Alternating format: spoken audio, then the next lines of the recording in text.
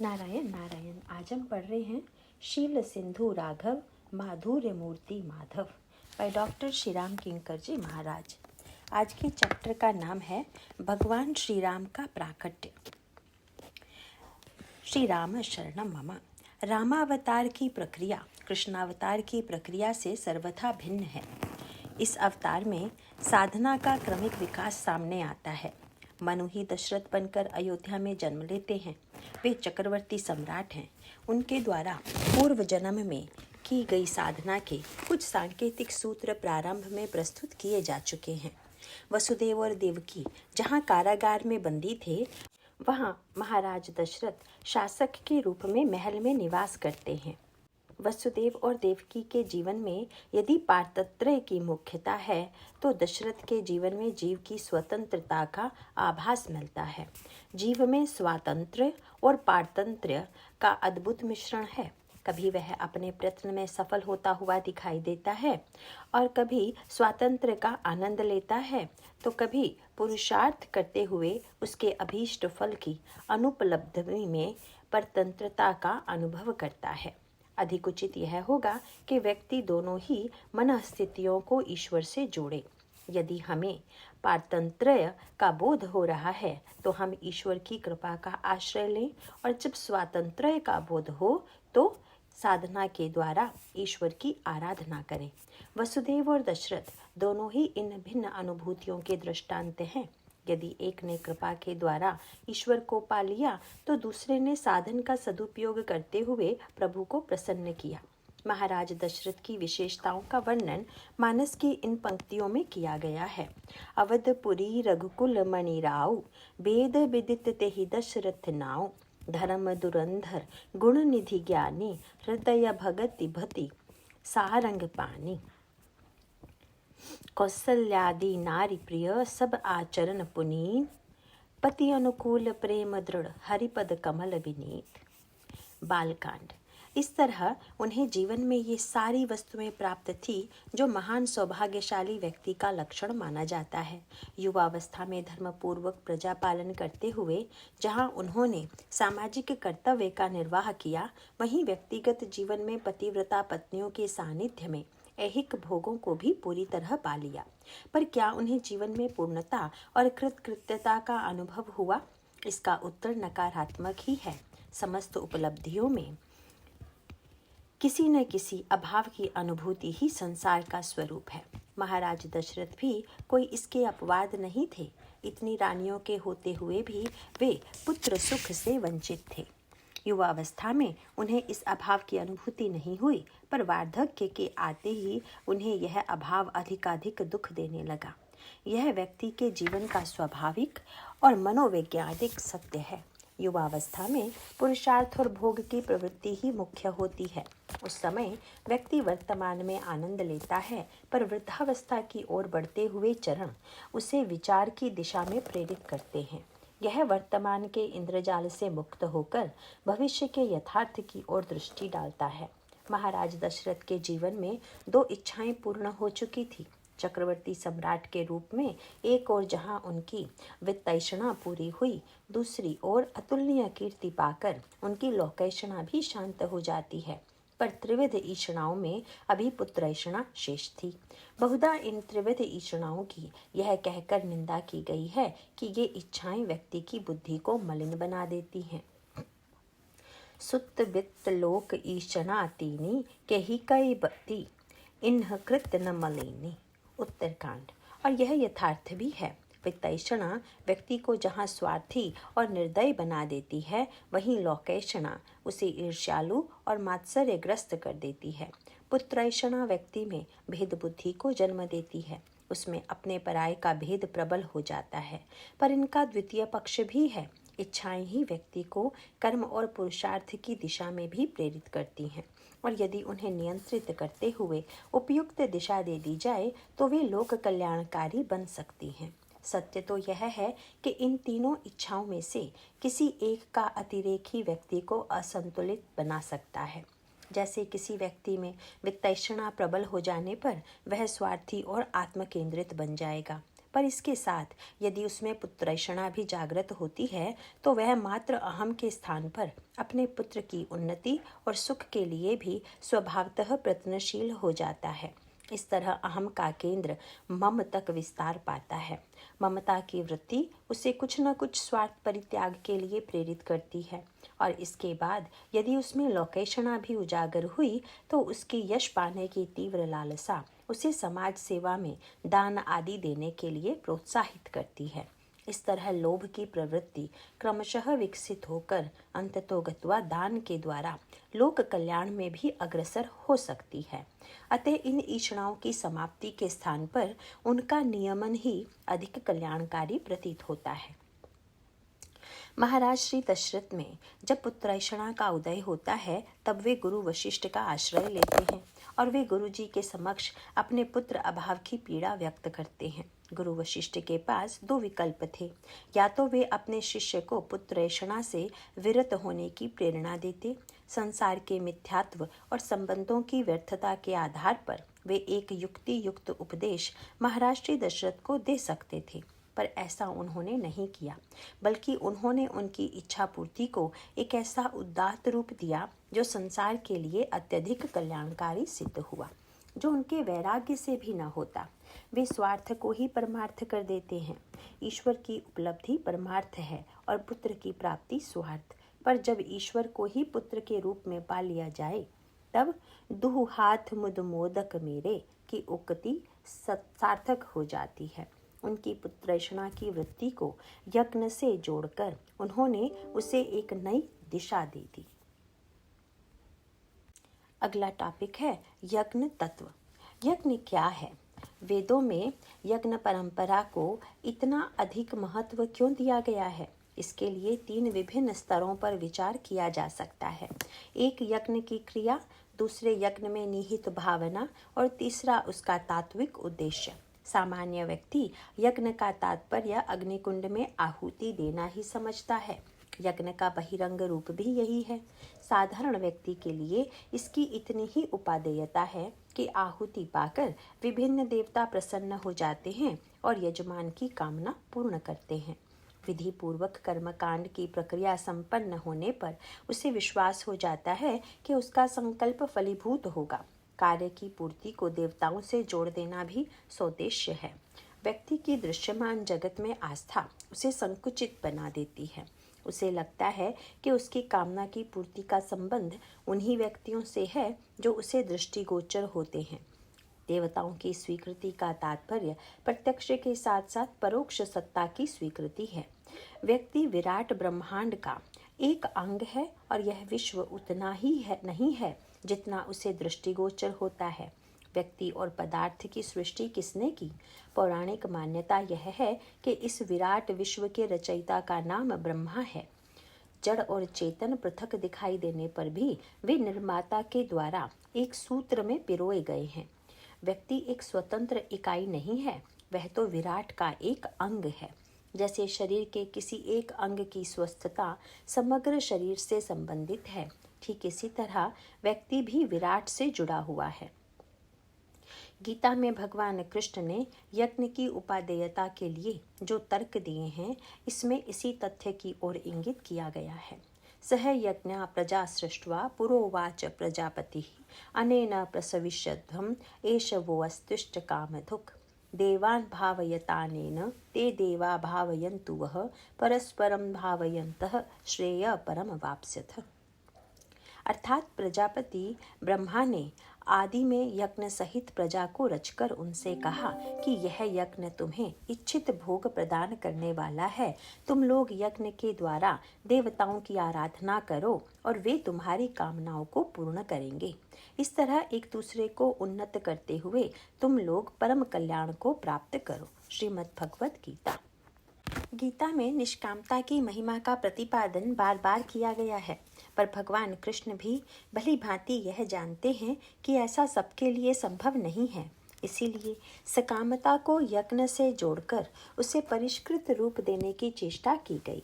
जब व्यक्ति और समाज की सकामता केवल मैं तक सीमित होती है, तब वह लोक और समाज की चिंता से पूरी तरह उन्मुक्त हो जाता है। पर जब उसे यह ज्ञात होता है कि उसकी कामना की पूर्ति समाज और समष्टि ब्रह्मांड से किसी न किसी रूप से जुड़ी हुई है, तब वह सकाम होते हुए भी धीरे धीरे स्वार्थ से ऊपर उठ जाता है। स्वार्थ की निंदा तो उसके व्यक्तिपरक होने से ही है। जब हमारा स्वार्थ समष्टि के स्वार्थ से जुड़ जाता है, तब टकराहट और वैमनस्य के लिए स्थान ही कहाँ रह जाता है। बहिरंग दृष्टि से देखने पर ऐसा लगता है कि यज्ञ द्वारा प्रकृति के जड़ पदार्थ की पूजा की जा रही है। पृथ्वी, अग्नि और जल आदि को व्यक्ति जड़ मानने का ही अभ्यस्त है। गगन समीर अनल जल धरनी, इन कहनाथ सहज जड़ करनी। सुंदरकांड।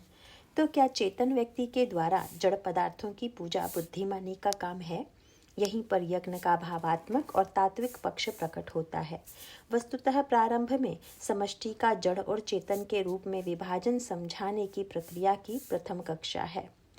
पर ज्ञान की जिज्ञासा के क्रमिक विकास के अंतर्गत जब खोज करते करते यह पता चलता है कि अगिनत ब्रह्मांडों के मूल में एक ही व्यक्त सच्चिदानंद तत्व है और उसने ही स्वयं को ब्रह्मांड के रूप में अभिव्यक्ति दी है, तब सृष्टि का ऐसा विभाजन तात्विक कैसे हो सकता है?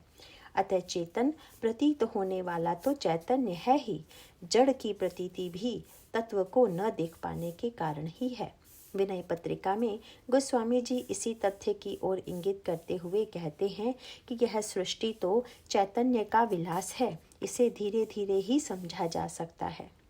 रघुपति भगति बारी छालित चित्त, बिनु प्रयास ही सूझई, तुलसीदास कह चिद बिलास, जग बूझत बूझत बूझई। विनय पत्रिका। इस मन के विकार कब छूटेंगे? जब श्री रघुनाथ जी की भक्ति रूपी जल से घुलकर चित्त निर्मल हो जाएगा, तब अनायास ही परमात्मा दिखलाई देंगे।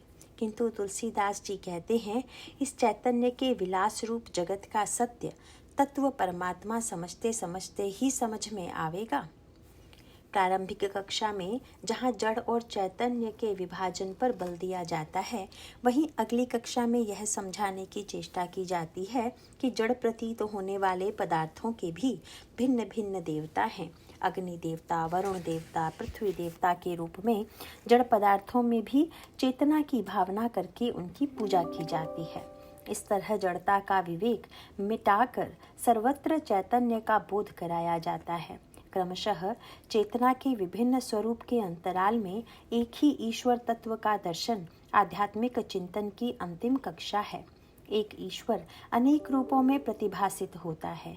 यह यज्ञ प्रक्रिया का चरम उद्देश्य है। इस तरह यज्ञ व्यवहार से लेकर परमार्थ तक पहुँचने की अनोखी प्रक्रिया है। महाराज दशरथ के पूर्व जन्म के इतिहास पर दृष्टि डालने पर यह जिज्ञासा होना स्वाभाविक है कि जब वे मनु के रूप में भगवान से पुत्र के रूप में अवतरित होने का वरदान प्राप्त कर चुके थे, तब फिर इस जन्म में कामना पूर्ति के लिए यज्ञ की क्या आवश्यकता थी?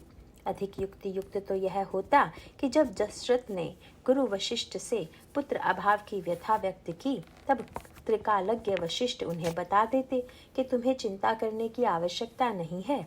मनु के रूप में तुमने ईश्वर को पुत्र के रूप में अवतरित होने का वरदान प्राप्त किया है, इसीलिए ईश्वर तुम्हारे घर में जन्म लेने वाला है। पर गहराई से विचार करने पर इसमें प्रभु की लीला कौतुक का रहस्य सामने आता है। मनु ने जहाँ प्रभु से पुत्र के रूप में अवतरित होने की प्रार्थना की थी, वहीं उनका आग्रह यह भी था कि अवतार काल में उन्हें मात्र पुत्र सुख की ही अनुभूति कराएं, ईश्वरत्व की नहीं।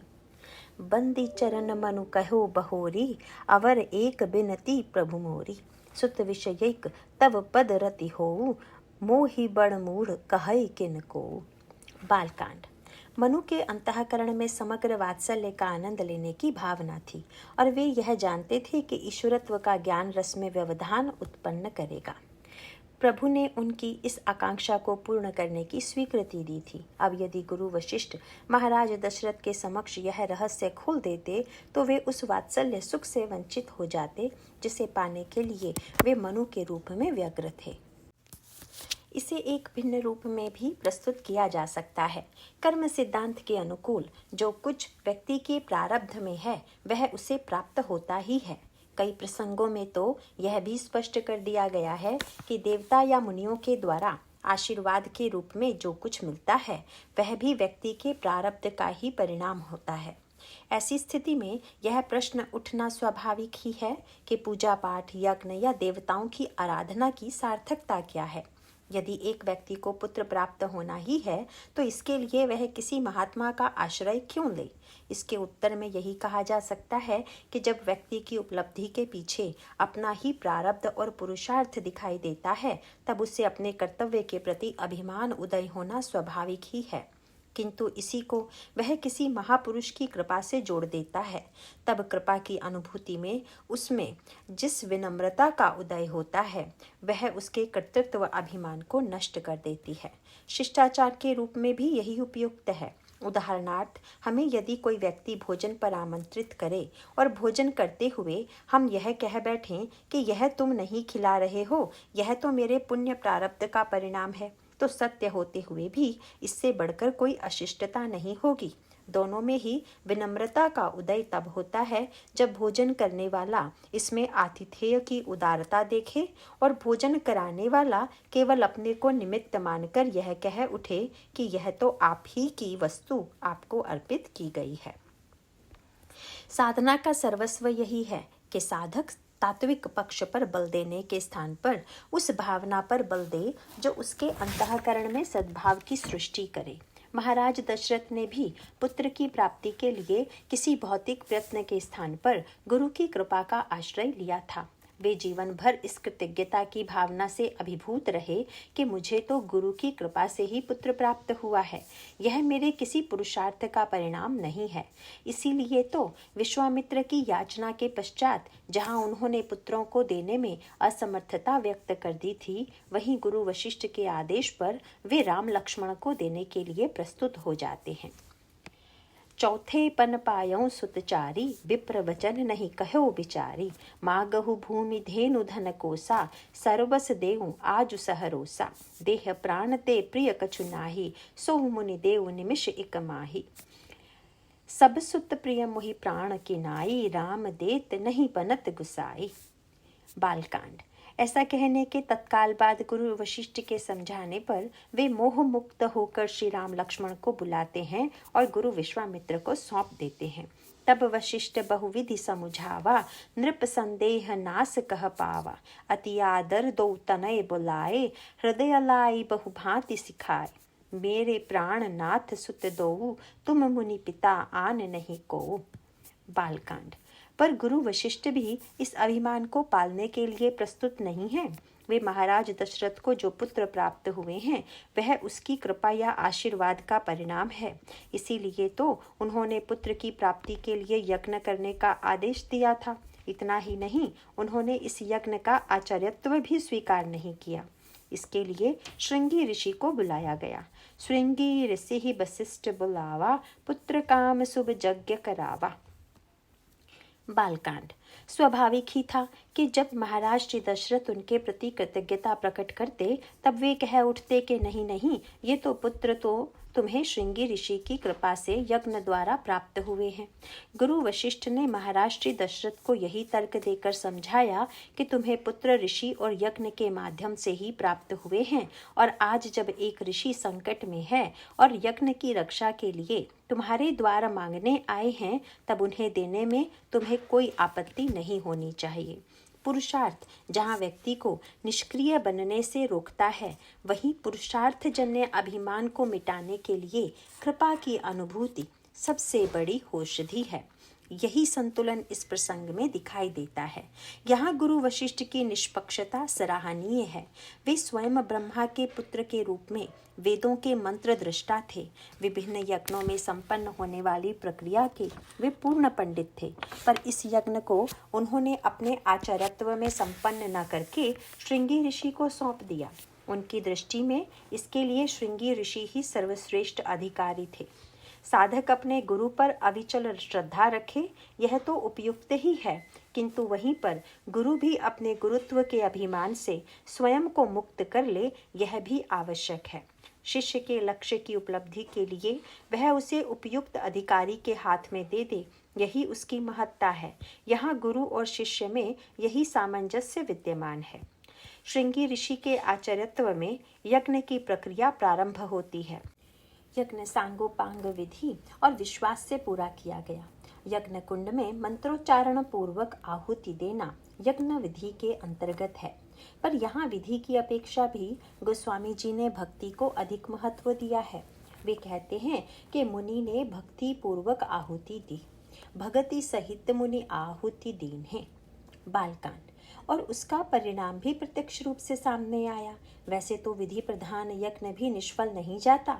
मंत्र और विधि सुखमय परिणाम की सृष्टि करते हैं, पर वह एक लंबी प्रक्रिया है और साथ ही यह भय है कि थोड़ा सा भी अंतर आने पर यजमान न केवल फल से वंचित रहता है, अपितु कभी कभी विपरीत परिणाम भी सामने आता है।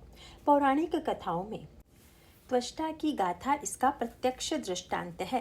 त्वष्टा ऐसा पुत्र चाहते थे जो इंद्र का वध कर सके, पर मंत्रोच्चारण में अशुद्धि होने पर इंद्र को मारने वाले के स्थान पर इंद्र के द्वारा मारा जाने वाला पुत्र उन्हें मिला। अयोध्या में जो यज्ञ हो रहा था उसमें विधि के स्थान पर भक्ति भावना की प्रधानता थी और ईश्वर की प्राप्ति विधि के माध्यम से नहीं, भक्ति के माध्यम से ही संभव है। इसीलिए विधि विशेष का वर्णन करने के स्थान पर भक्ति सहित आहुति देने का वर्णन किया गया। उसे एक दृष्टांत के रूप में यूं कह सकते हैं कि जब कोई छात्र अपने विद्यालय में व्याकरण के अध्यापक के समक्ष कोई वाक्य बोलता है तो उसके शुद्ध उच्चारण का ही सर्वाधिक महत्व है। उसका उत्तीर्ण या अनुत्तीर्ण होना शुद्धि और अशुद्धि पर ही निर्भर है। पर वही छात्र जब अपनी वात्सल्यमयी जननी से कुछ मांगता है तब माँ की दृष्टि शब्द के स्थान पर बालक की आवश्यकता पर होती है। पुत्र और माँ का संबंध वात्सल्य और स्नेह की भावना से जुड़ा हुआ है। यही भक्ति का तत्व है। यज्ञ धर्म का ही एक अंग है और उसमें विधि का महत्व है, पर यहाँ उसे भक्ति और विश्वास के माध्यम से संपन्न किया गया। इस विश्वास का प्रत्यक्ष परिणाम सामने आया। प्रगटे अग्नि चरु कर लीन है। बालकांड यज्ञ कुंड में अग्निदेव साकार देव शरीर धारण किए हुए प्रकट हो जाते हैं। यज्ञ के अरणि मंथन प्रक्रिया में परमार्थ तत्व ही निहित है। बाहर से अग्नि लाकर काष्ठ को प्रज्वलित करना व्यक्ति की सुविधा और असमर्थता का ही प्रमाण है। वस्तुतः यज्ञ में तो अग्नि को अरणि मंथन द्वारा ही प्रकट किया जाना चाहिए। अरणि मंथन निर्गुण को सगुण बनाने की प्रक्रिया का ही स्वरूप है। लकड़ी में व्याप्त अग्नि के समान ब्रह्म भी सर्वव्यापक है, पर जैसे अग्नि को लोकोपयोगी बनाने के लिए उसे घर्षण के द्वारा प्रकट करना पड़ता है, इसी प्रकार निराकार ब्रह्म को प्रेम के घर्षण के द्वारा साकार रूप में व्यक्त करने की आवश्यकता है। अग जग मय सब रहित विरागी, प्रेम ते प्रभु प्रगटई जिमि आगी। बालकांड इस यज्ञ में प्रक्रिया अग्नि प्राकट्य से भी आगे बढ़ गई। लकड़ी में व्याप्त अथवा प्रकट की गई अग्नि से हम भली भांति परिचित हैं। साधारणतया हम उस अग्नि को भी जड़ मानने के अभ्यस्त हैं। यहाँ पर अग्नि का वह स्वरूप तो सामने आता ही है जो लोक दृष्टि में ज्ञात है। इसके साथ ही पूर्णाहुति के समय अग्निदेव स्वयं चेतन व्यक्ति के रूप में प्रकट हो जाते हैं। हमारे शास्त्रों की मान्यता है कि प्रकृति के जड़ प्रतीत होने वाले पदार्थों में चेतन देवत्व विद्यमान है। उस चेतना की अनुभूति हो जाने पर जड़ता की भ्रांति का पूरी तरह निराकरण हो जाता है। यहाँ पर भी इस सत्य का साक्षात्कार हुआ। अग्निदेव चरु पात्र लिए हुए थे और वे उस भाषा में आशीर्वाद देते हैं जिसे हम सुनने और समझने के अभ्यस्त हैं। यज्ञ चक्र को आदान प्रदान की प्रक्रिया के रूप में प्रस्तुत किया गया है। हम देवताओं को दें और बदले में देवता हमारी आकांक्षाओं को पूर्ण करें। इस सूत्र की चर्चा पहले की जा चुकी है। यहाँ यह प्रक्रिया साकार होती हुई दिखाई देती है। अग्नि में दी जाने वाली आहुति में जिन वस्तुओं का मिश्रण किया जाता है वे मानो त्रिगुण का प्रतीक हैं। तिल की कालिमा, यव की पीतिमा और चावल के श्वेत रंग में त्रिगुण का ही संकेत छिपा हुआ है। व्यक्ति देवता को जो भी अर्पित करेगा वह त्रिगुण की सीमा के अंतर्गत ही होगा। कर्म में त्रिगुण का मिश्रण अवश्यंभावी है। कर्मार्पण ही यज्ञ है। हाँ, यह अवश्य है कि इन तीनों वस्तु यव, तिल और चावल के मिश्रण में घृत का भी सन्निवेश किया जाता है। संस्कृत में घृत स्नेह का पर्यायवाची है। इसका तात्पर्य यह है कि त्रिगुणात्मक कर्म जब स्नेह पूर्वक देवता को अर्पित किए जाते हैं तब वे उसे प्रसन्नता पूर्वक ग्रहण कर लेते हैं। प्रकट हुए अग्निदेव के हाथ में जो चरु पात्र है वह चावल, दुग्ध और शर्करा के मिश्रण से निर्मित शुद्ध सत्व का प्रतीक है। इसमें सत्व की उज्ज्वलता है और देवता के आशीर्वाद का मिठास। हम जो भी देवता को अर्पित करते हैं इसके बदले में उनकी ओर से स्नेह युक्त तृप्तिदायक आशीर्वाद की ही उपलब्धि होती है। इस तरह हम जो देते हैं उसे और भी अधिक रूप में पाते हैं। अग्निदेव ने यह चरु पात्र महाराज श्री दशरथ के हाथ में सौंपते हुए यह आदेश दिया कि चरु को वे अपनी रानियों में यथायोग्य वितरित कर दें। भगति सहित मुनि आहुति दीन है, प्रगटे अगिनि चरु कर लीन है। जो वशिष्ठ कछु हृदय विचारा, सकल काजुभा सिद्ध तुम्हारा। यह हवि बाटी देहु नृप जाय, जथा जोग जही भाग बनाए। चरु देते हुए अग्निदेव ने 2 महत्वपूर्ण सूत्र भी दिए। एक, व्यक्ति का अंतःकरण पक्षपात से मुक्त नहीं होता। यह पक्षपात बढ़कर राग द्वेष की सृष्टि करने वाला बन सकता है। व्यवहारिक अर्थों में महाराज दशरथ का कैकेयी जी के प्रति पक्षपात जगत विदित था। साथ ही कैकेयी जी से उनके विवाह में दिया गया वचन भी उन्हें यह प्रेरणा दे सकता था कि वे चरु महारानी कैकेयी को ही दे दें। कैकेयी के गर्भ से उत्पन्न पुत्र को ही अयोध्या के राज्य का उत्तराधिकारी देने के लिए वे वचनबद्ध थे। यदि कैकेयी को ही चरु दिया गया होता तो इससे समस्या का समाधान हो जाता, ऐसा लगता है। पर समस्या का यह समाधान देवता को अभीष्ट नहीं है। वे यह स्पष्ट कर देते हैं कि खीर तीनों ही रानियों में वितरित की जाए। आइए इस प्रसंग में निहित धारणा पर एक दृष्टि डालने की चेष्टा करें। यज्ञ का तात्पर्य वितरण ही तो है। जब व्यक्तिगत पक्षपात के कारण समाज में वितरण की प्रक्रिया रुक जाती है तभी संघर्ष की सृष्टि होती है। इसीलिए व्यक्तिगत रूप से मन में किसी एक के प्रति पक्षपात भले ही हो, पर विभाजन और वितरण निष्पक्ष विवेक के माध्यम से ही होना चाहिए और उसका आधार योग्यता होनी चाहिए, न कि आसक्ति और पक्षपात।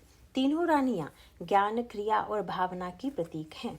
ज्ञान शक्तिश्च कौशल्या सुमित्रोपासनात्मिका, क्रिया शक्तिश्च कैकेयी वेदो दशरथो नृपः। यद्यपि महाराज दशरथ ने मनु के रूप में भगवान से पुत्र रूप में जन्म लेने का अनुरोध किया था, किंतु वे एक के स्थान पर स्वयं को 4 रूपों में प्रकट करते हैं। इसमें निहित उद्देश्य ज्ञान, क्रिया और भावना इन तीनों की ही महिमा की ओर इंगित करना था। वेदों में ज्ञान, क्रिया और उपासना के सूत्र विद्यमान हैं। यह जिज्ञासा होना स्वाभाविक ही है कि ईश्वर की प्राप्ति के लिए किसका आश्रय लिया जाए। 3 माताओं के माध्यम से स्वयं को 4 रूपों में विभक्त करके मानो ईश्वर ने इस तथ्य की अभिव्यक्ति दी कि जीवन की समग्रता के लिए ज्ञान, क्रिया, भक्ति के सामंजस्य की आवश्यकता है। वितरण में ज्ञान, क्रिया, भक्ति में किसको कितना महत्व दिया जाए। महाराज श्री दशरथ ने यदि अपनी आसक्ति और पक्षपात पर आधारित निर्णय दिया होता तो संभवतः सर्वाधिक महत्व कैकेयी को दे बैठते। जीवन में क्रिया का पक्ष इतना व्यापक है कि ऐसा लगता है कि कर्म के बिना कुछ प्राप्त ही नहीं किया जा सकता।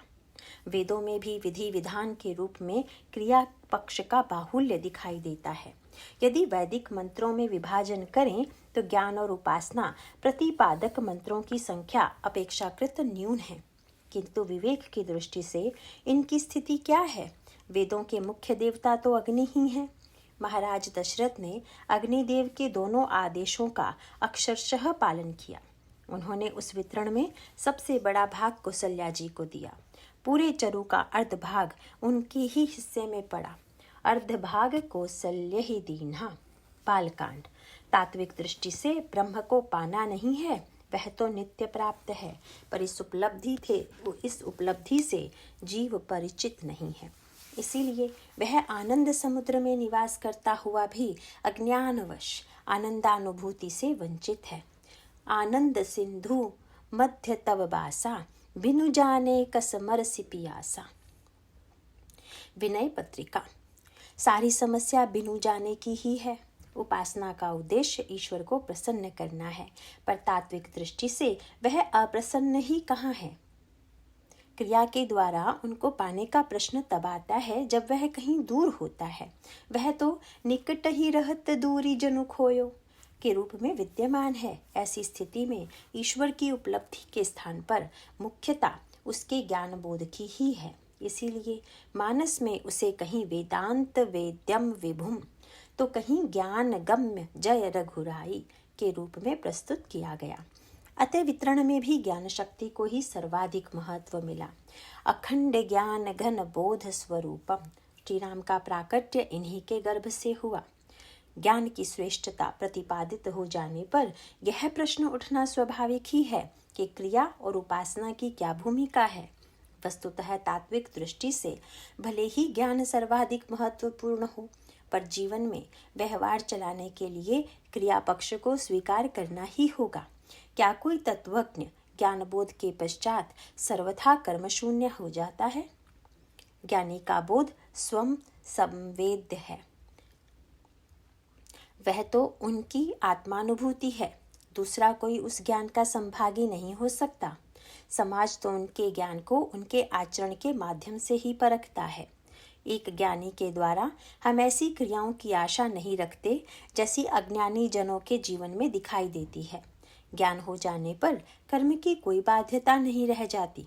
कर्म की होई स्वरूप ही चिन्हे या तस्य कार्यम न विद्यते में इसी तथ्य की ओर इंगित किया गया है, पर इसका तात्पर्य मात्र इतना ही है कि वह कर्म परतंत्र नहीं रह जाता। स्वतंत्रता में ही संभाल की सबसे बड़ी आवश्यकता है, जिससे स्वतंत्रता उच्छृंखलता की पर्यायवाची न बन जाए। एक राजा भले ही नियम और कानून का निर्माता होने के साथ साथ उन नियमों से परे हो, पर उसकी शोभा इसी में है कि वह स्वयं को नियम की सीमा में प्रस्तुत करे। विद्यारण्य मुनि पंचदशी में तत्वज्ञ से यही अनुरोध करते दिखाई देते हैं। हे तत्वज्ञ महोदय, आप स्वतंत्रता पाकर कुत्ते और शूकर की तरह आचरण न करें, अपितु आपका आचरण ऐसा हो जिससे समाज में आपकी देवता के रूप में पूजा हो। अतः ज्ञान की चाहे जितनी महिमा हो, किंतु क्रिया की उपेक्षा नहीं की जा सकती। चरु वितरण में इसीलिए कौशल्या जी के पश्चात महारानी कैकई को पायस लेने के लिए आमंत्रित किया गया और बचे हुए आधे भाग में से आधा उन्हें दे दिया गया। सुमित्रा जी को जिस रूप में खीर दिया गया उसकी प्रक्रिया बड़ी अद्भुत थी। शेष बची हुई हवि के 2 हिस्से करके उसे कैकई और कौशल्या के हाथ में दिया गया और उनसे यह अनुरोध किया गया कि वे दोनों ही इन भागों को सुमित्रा जी के हाथ में दे दें। अर्ध भाग कौशल्य ही दीन्हा, उभय भाग आधे कर कीन्हा। कैकई कहाँ नृप सो दययु, रहयो सो उभय भाग पुनि भययु। कौशल्या कैकई हाथ धरी, दीन ही सुमित्र ही मन प्रसन्न करी। बालकांड। बहिरंग दृष्टि से ऐसा प्रतीत होता है कि ज्ञान के पश्चात क्रिया को ही सर्वाधिक महत्व दिया गया और उपासक सबसे पीछे है, पर यह निष्कर्ष वास्तविक नहीं है। जहाँ तक चरु की मात्रा का संबंध था, वह कैकई और सुमित्रा को समान रूप से प्राप्त हुआ। हाँ, वितरण की प्रक्रिया ही अनोखी थी। कैकई जी को देने के पश्चात शेष चरु के जो 2 भाग किए गए, उन्हें महाराज श्री दशरथ स्वयं सुमित्रा को नहीं देते, अपितु कौशल्या और कैकई के हाथों से दिलाते हैं। देखने में यह अटपटा द्राविड़ प्राणायाम जैसा प्रतीत होता है, पर यह वितरण प्रक्रिया आध्यात्मिक और मनोवैज्ञानिक है। वस्तुतः उपासना ज्ञान और क्रिया दोनों की ही पूरक है। ज्ञान के लिए जिस शुद्ध अंतःकरण की आवश्यकता है, उसकी उपासना के माध्यम से ही पूर्ति संभव है। चित्त संस्कारों से मलिन होने के कारण उसी प्रकार सत्य को प्रतिबिंबित करने में असमर्थ है जिस प्रकार कीचड़ और मिट्टी से लिप्त दर्पण। ज्ञान दर्पण की ही भांति जीव को स्वस्वरूप का साक्षात्कार कराता है, पर दर्पण का यह सदुपयोग तभी संभव है जब उसे जल से धोकर स्वच्छ बना लें। उपासना का जल ही चित्त के दर्पण को स्वच्छ बनाता है और तभी व्यक्ति को आत्मबोध होता है। रघुपति भगति बारी छालित चित बिनु प्रयास ही सूझई, तुलसीदास कह चिद विलास जग बूझत बूझत बूझई। विनय पत्रिका। इसी तरह क्रिया के साथ जो समस्याएं जुड़ी हुई हैं उनके निराकरण के लिए भी उपासना की आवश्यकता है।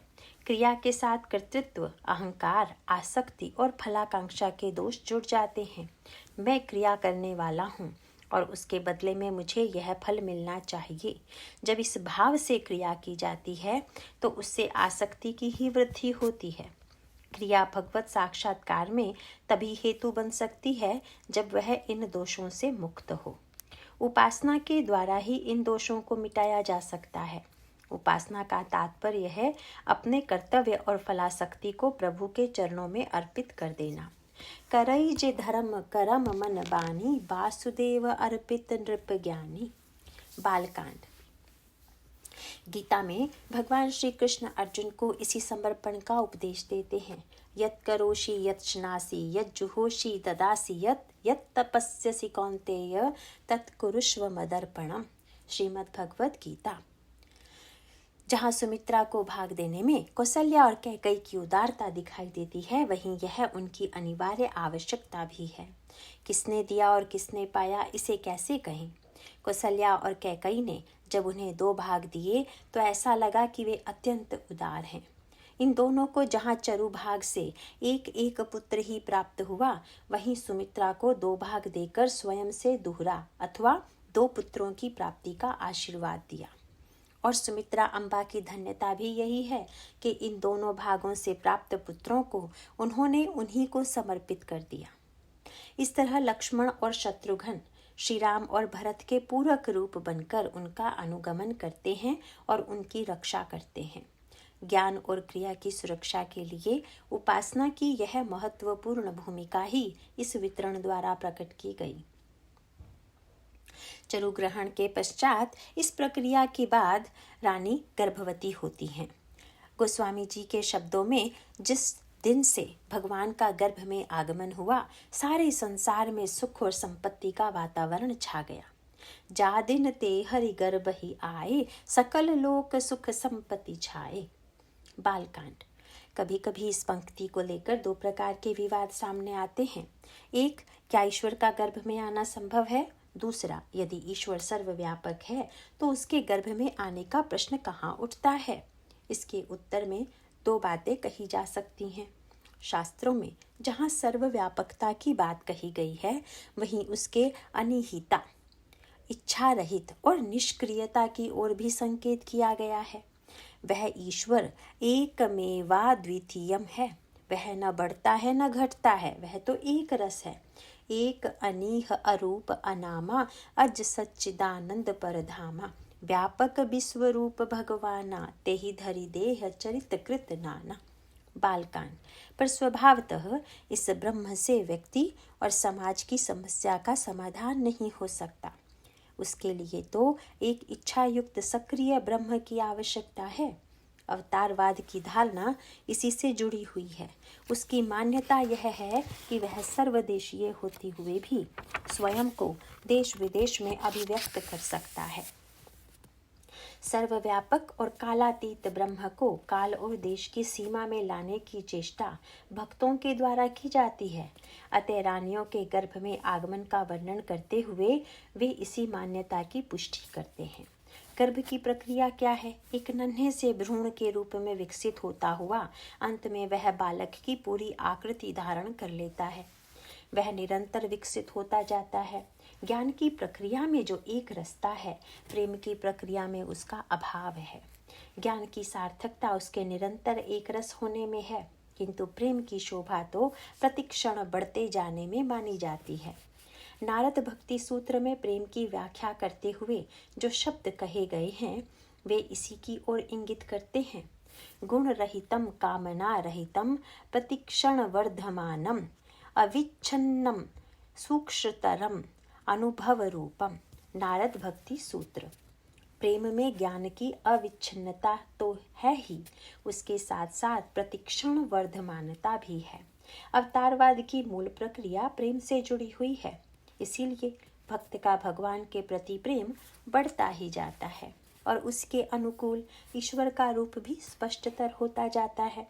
जहाँ दिन ते हरि गर्भ ही आए में इसी पद्धति की ओर संकेत किया गया है। देवकी के गर्भ में जिन प्रतिकूल परिस्थितियों में ब्रह्म का आगमन हुआ था, उसमें प्रकाश होते हुए भी आवरण के द्वारा अवरुद्ध था। अयोध्या में इस प्रकार का कोई आवरण और प्रतिकूलता न होने से वह प्रकाश चारों ओर फैल जाता है। कभी कभी किसी भक्त के जीवन में ऐसी स्थिति आती है जब वह स्वयं तो परम आनंद का अनुभव करता है, पर दूसरों को वितरण करने में स्वयं को असमर्थ पाता है। दूसरी ओर कुछ भक्त ऐसे भी होते हैं कि वे जिस आनंद का अनुभव कर रहे हैं उसे चारों ओर बांटने में भी सक्षम हैं। देवकी और कौशल्या में यही अंतर दिखाई देता है। यहाँ सुख और संपत्ति, इन दोनों शब्दों को व्यापक अर्थों में लिया जाना चाहिए। साधारणतया सुख और संपत्ति शब्द भौतिक संदर्भ में ही प्रस्तुत किया जाता है, किंतु यहाँ सुख शब्द की व्याख्या लौकिक सुखों के साथ साथ ब्रह्म सुख की ओर भी इंगित करता है। ब्रह्म सुखई अनुभवई अनुपा अकथ अनामय नाम न रूपा। इसी तरह संपत्ति शब्द में भी भौतिक संपत्ति का तात्पर्य तो है ही, किंतु मुक्ति के अधिकारी साधक के लिए जिन सद्गुणों की आवश्यकता बताई गई है उनका नामकरण भी षट संपत्ति के रूप में किया गया है। ये षट संपत्तियां हैं सम, दम, दया, दान, तितिक्षा और उपरति। इसका तात्पर्य यह है कि जहाँ भगवान के अवतार से स्वार्थी के स्वार्थ की सिद्धि होती है, वहीं वह परमार्थ तत्व के जिज्ञासु के लिए साधन और साध्य के रूप में आती है। षट संपत्ति यदि साधन है तो ब्रह्म सुख साध्य है। इसके पश्चात गोस्वामी जी रानियों के साथ 3 शब्दों का और भी प्रयोग करते हैं। वे शब्द हैं शोभा, शील और तेज। मंदिर मह सब राज ही रानी, शोभा शील तेज की खानी। बालकांड। सौंदर्य, शील और तेज का एकत्रीकरण असंभव नहीं तो अत्यंत कठिन तो अवश्य ही है। बहुधा सौंदर्य की सराहना के लिए उसकी सुकुमारता का वर्णन किया जाता है। स्वभावतः ऐसे व्यक्ति में तेजस्विता की कल्पना नहीं की जा सकती है। सौंदर्य के साथ साथ उसके अभिमान की कुछ अधिक ही संभावना होती है। कवियों ने इस संदर्भ में बड़ी ही उत्प्रेक्षा की है। कवि बिहारी की एक युक्ति इस प्रसंग में याद आती है। सुंदरता में जिस गति की कल्पना की जा सकती है उसे मतवाली चाल कहते हैं। सुंदरी नायिका सीधे न चलकर मतवाली चाल से जा रही है। किसी ने मानो बिहारी से जिज्ञासा की कि यह सुंदरी सीधी चाल से क्यों नहीं चल रही है। उन्होंने उत्तर देते हुए कहा कि बहुत बोझ लेकर चलने वाले व्यक्ति के पैर सीधे नहीं पड़ते, पर सुंदरी के सिर पर तो कोई बोझ दिखाई नहीं पड़ता। कवि कह उठता है, नहीं नहीं, उसके सिर पर सुंदरता का इतना बोझ है कि पैर सीधे पड़ ही नहीं पा रहे हैं। सूधई पाँव न पड़त हैं, शोभा ही के भार। सुंदरता में इस प्रकार की इटलाहट आ ही जाती है, अतः उसमें शील और सौम्यता की कल्पना नहीं होती। इसी तरह तेजस्वी व्यक्ति में भी शील का अभाव दिखाई देता है। शीलवान बहुधा तेजस्वी नहीं होते और उसी तरह तेजस्वी भी शीलवान नहीं दिखाई देते। इसीलिए सौंदर्य, शील और तेजस्विता का सामंजस्य कहीं नहीं दिखाई देता। पर ईश्वर तो अखिल विरुद्ध धर्माश्रय है, उसमें तीनों ही गुण एक साथ विद्यमान हैं। जब वह रानियों के गर्भ में आता है तो उनमें भी शोभा, शील और तेज की वही झलक दिखाई देती है। इस तरह गर्भ की अवधि पूरी होती है और प्रभु के अवतरण का काल उपस्थित हो जाता है। भगवान राम के रूप में उन्होंने जिस काल प्रक्रिया को स्वीकार किया, इसमें साधक के विशिष्ट सद्गुणों का दर्शन मिलता है। इस अवतार में वर्षा ऋतु के स्थान पर बसंत ऋतु को विशिष्ट स्थान मिला। दोनों ऋतुओं की प्रकृति में भेद है। बसंत ऋतु के मौसम में सामंजस्य की प्रतीति है, न उसमें अधिक ठंड होती है न अधिक गर्मी। अंतःकरण में बसंत ऋतु समत्व की मनस्थिति दर्शाती है। अतः यूं कह सकते हैं कि ईश्वर के अवतरण के लिए समत्व में स्थिति अपेक्षित है, पर यह समत्व की मनस्थिति सबके लिए संभव नहीं है। क्या असंतुलन की मनस्थिति में ईश्वर की कृपा की अनुभूति नहीं हो सकती? इसका उत्तर वर्षा ऋतु में श्री कृष्ण के अवतरण के रूप में सामने आता है। वर्षा ऋतु के आगमन के पहले भीषण गर्मी से व्यक्ति संतप्त हो जाता है। ऐसी स्थिति में वह व्याकुल होकर वर्षा के आगमन की प्रतीक्षा करता है। आकाश में बादल उमड़ आते हैं। वर्षा से पृथ्वी का ताप शांत हो जाता है। प्रजा शीतलता का अनुभव करती है। इसी तरह की आंतरिक स्थिति जीव के जीवन में तब होती है जब वह भौतिक ताप से संतप्त होकर प्रभु से कृपा की याचना करता है और घनश्याम द्रवित होकर कृपा जल की वर्षा करते हुए संतप्त हृदयों को शीतलता प्रदान करते हैं। इस तरह बसंत ऋतु में समत्वम योग उच्चते का संदेश मिलता है। तो वर्षा ऋतु में कृपा बारिधर राम खरारी की याद आती है। दोनों ही स्थितियों में ईश्वर की आवश्यकता है और वह दोनों ही मनस्थितियों में आने के लिए प्रस्तुत है।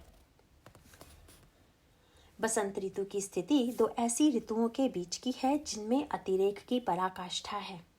एक ओर हिम ऋतु की शीत लहर और दूसरी ओर ग्रीष्म का कठिन उत्ताप, यही असंतुलन की मनस्थितियां हैं। कभी मन में इतने शीत का संचार हो जाता है कि शारीरिक ठिठुरन के समान मन में भी गति शून्यता उदित हो जाती है, तो दूसरी ओर ग्रीष्म के उत्ताप की भांति मन की आवेशपूर्ण प्रतिक्रिया, दोनों ही असंतुलन के परिचायक हैं। बसंत ऋतु में सामंजस्य और संतुलन है। शैत्य और उष्णा में परस्पर विरोध होते हुए भी दोनों का परिणाम एक ही होता है। अधिक शीत में व्यक्ति यदि रजाई या कंबल में छिप जाना चाहता है तो अत्यधिक ऊष्मा में भी वह ताप से संत्रस्त होकर अंधकार का आश्रय लेना चाहता है। बसंत ऋतु में इन दोनों के अतिरेक का अभाव है। वह उत्साह और गतिशीलता की ऋतु है। शीतलता और ऊष्मा के बीच यहाँ संतुलन है। बसंत ऋतु से पहले पतझड़ के अंधड़ से वृक्ष पत्र शून्य हो जाते हैं। बसंत आते ही वृक्षों की डालियों में नए पत्ते आ जाते हैं। जब साधक के मन में कुतर्क या वासना का अंधड़ बहता है तब वह विवेक शून्य हो जाता है। समत्व के आते ही व्यक्ति विवेक में पुनः स्थित हो जाता है। रामचरितमानस में नए पत्तों की तुलना विवेक से ही की गई है। नव पल्लव भय बिटप अनेका, साधक मन जस मिले विवेका। किष्किंधा कांड। समत्व और विवेक में स्थित व्यक्ति ही ब्रह्म का साक्षात्कार कर सकता है। इसी तथ्य की ओर इंगित करने के लिए प्रभु ने अपने प्राकट्य काल का ऐसा चुनाव किया।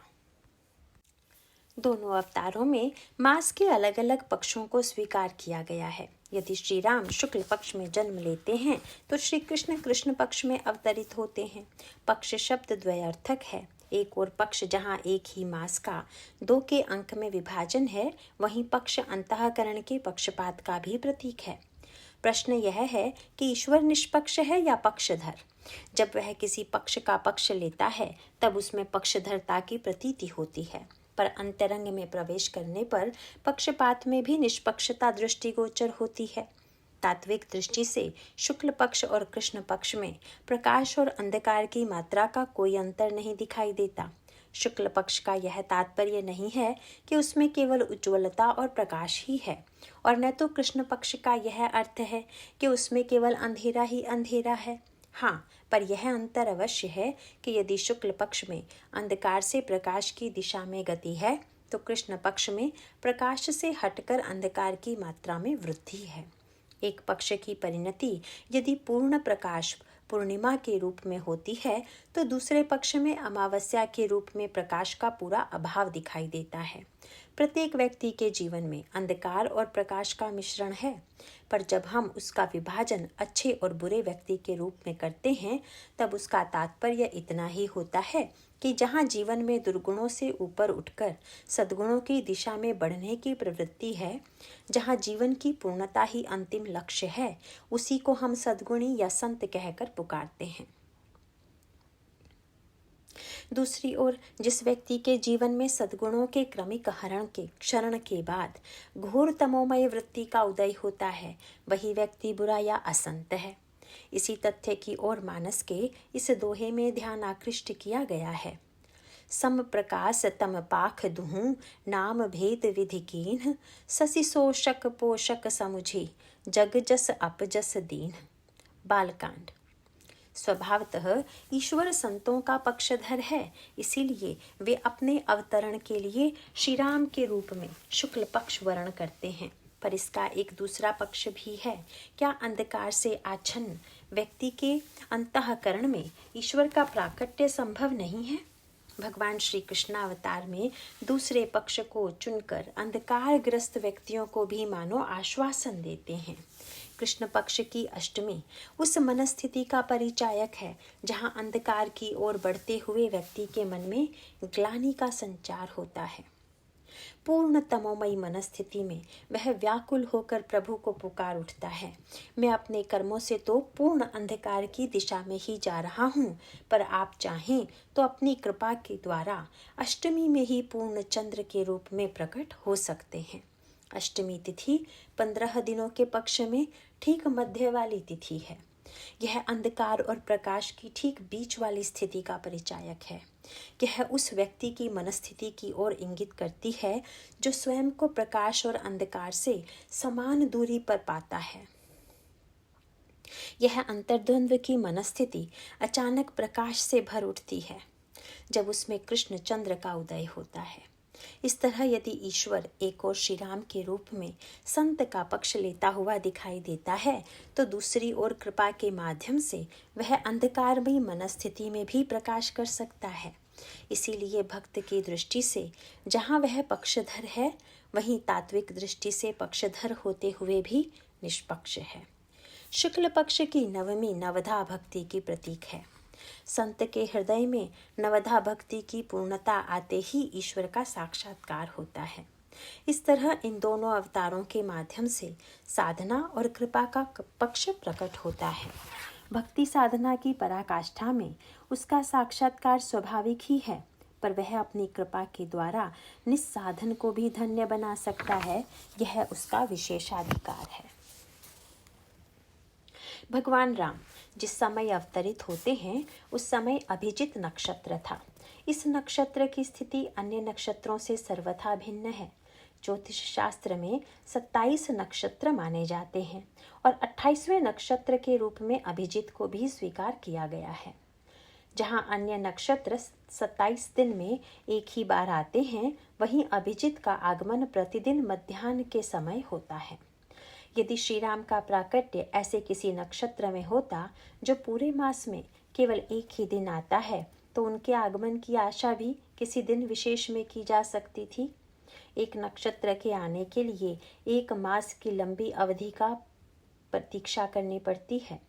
ज्योतिष शास्त्र में विभिन्न कार्यों के लिए नक्षत्रों का विभाजन किया गया है, जैसे किस नक्षत्र में किस दिशा की यात्रा करनी चाहिए, इस विषय पर बड़ा बल दिया गया है। क्या ईश्वर की दिशा में बढ़ने के लिए भी किसी नक्षत्र की प्रतीक्षा करनी होगी? इसका उत्तर यही है कि प्रभु के पास पहुंचने के लिए हमें ऐसे अभिजित नक्षत्र की आवश्यकता है जो प्रतिदिन आता है। गीतावली रामायण में एक बड़ा ही मार्मिक प्रसंग आता है। विभीषण जब रावण के द्वारा अपमानित होते हैं, तब वे बड़े भाई कुबेर से सम्मति लेने जाते हैं। कैसा अद्भुत संयोग था कि उसी समय भगवान शंकर भी कुबेर के पास आए हुए थे। कुबेर तो भगवान शंकर के पास जाते ही रहते थे, पर शिव को कुबेर के पास आने की कोई आवश्यकता नहीं थी। फिर भी आज अनिमंत्रित थी वे कुबेर के पास पहुंच गए। इसका अंतरंग रहस्य क्या था? विभीषण के रूप में जीव रावण मोह से संत्रस्त होकर भगवत शरणागत होने के लिए इच्छुक है, पर उसे वह अंतर्द्वंद्व सता रहा था कि क्या भगवान उसे शरण में स्वीकार करेंगे। भगवान शिव त्रिभुवन गुरु के रूप में जीव को ईश्वर की दिशा में प्रेरित करने के लिए उतावले रहते हैं। इसी उद्देश्य से वे कुबेर के भवन में तुरंत पहुंच जाते हैं। भगवान शंकर का दर्शन करके विभीषण को बड़ी ही प्रसन्नता होती है। ईश्वर की शरणागति को लेकर विभीषण के मन में जो भय था, भगवान शंकर के सत्संग से उसका समूल निराकरण हो गया। पर संस्कारों के कारण वे भगवान शंकर से पूछ बैठे कि मुझे किस मुहूर्त में भगवान की शरण में जाना चाहिए। भगवान शंकर ने कहा, वत्स विभीषण, ईश्वर की शरणागति के लिए किसी नक्षत्र विशेष में यात्रा करने की आवश्यकता नहीं है। जिस दिन उसकी शरणागति का संकल्प जागृत हो, उसी दिन प्रभु की ओर चल पड़ना चाहिए।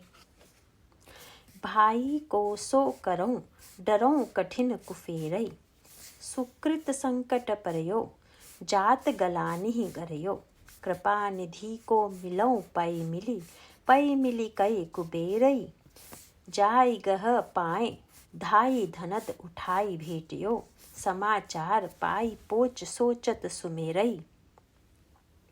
तहाई मिले महेश दियो हित उपदेश, राम की शरण जाही सुदिनो न हेरई, जाको नाम कुंभज कलेस सिंधु सोखी बेको, मेरो कहो मानी तात बांधई जिनी बेरई, तुलसी मुदित चले पाए हैं सगुनन भले, रंक लुटिबे को मानव मणिगन डेरई।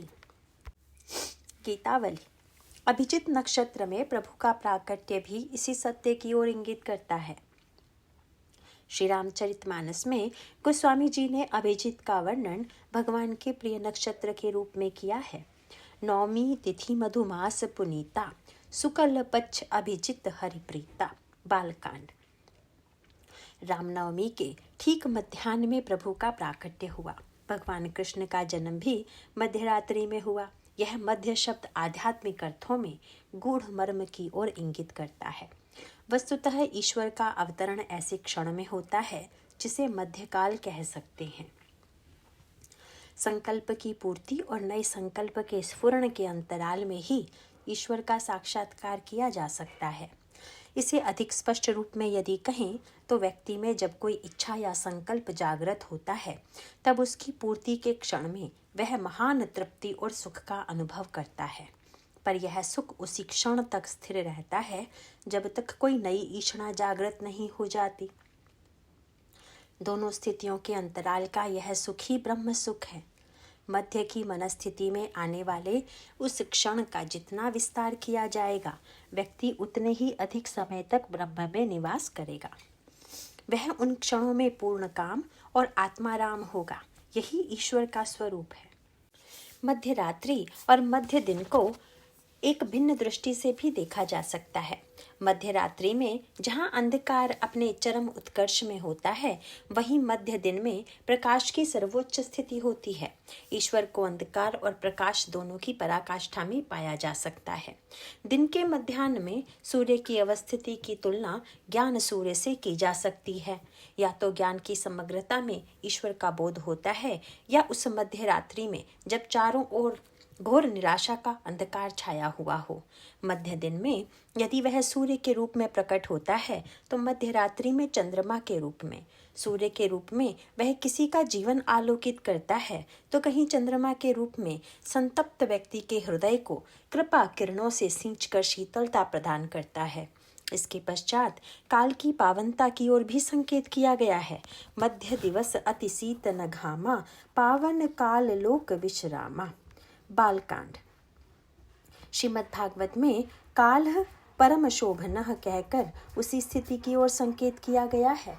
सारी सृष्टि काल के द्वारा संचालित होती है। सृजन से लेकर संहार तक सृष्टि में जो कुछ भी घटित होता है, वह काल चक्र का ही परिणाम है। व्यक्ति काल को सदा भय की दृष्टि से देखता है, क्योंकि काल मृत्यु का पर्यायवाची है। काल की भयानक रूप की कल्पना व्यक्ति को आतंकित कर देती है। ईश्वर काल से परे है और वही काल का नियामक भी है। इसीलिए सारे संसार के जीव काल से डरते हैं। तो काल स्वयं ईश्वर से भयभीत रहता है। उमरी तरु विशाल तब माया, फल ब्रह्मांड अनेक निकाया, ते फल भच्चक कठिन कराला, तब भय डरत सदा सौ काला। अरण्यकांड। पर ईश्वर जब कालातीत होते हुए भी काल के अंतराल में अवतरित होता है तो काल धन्य हो जाता है।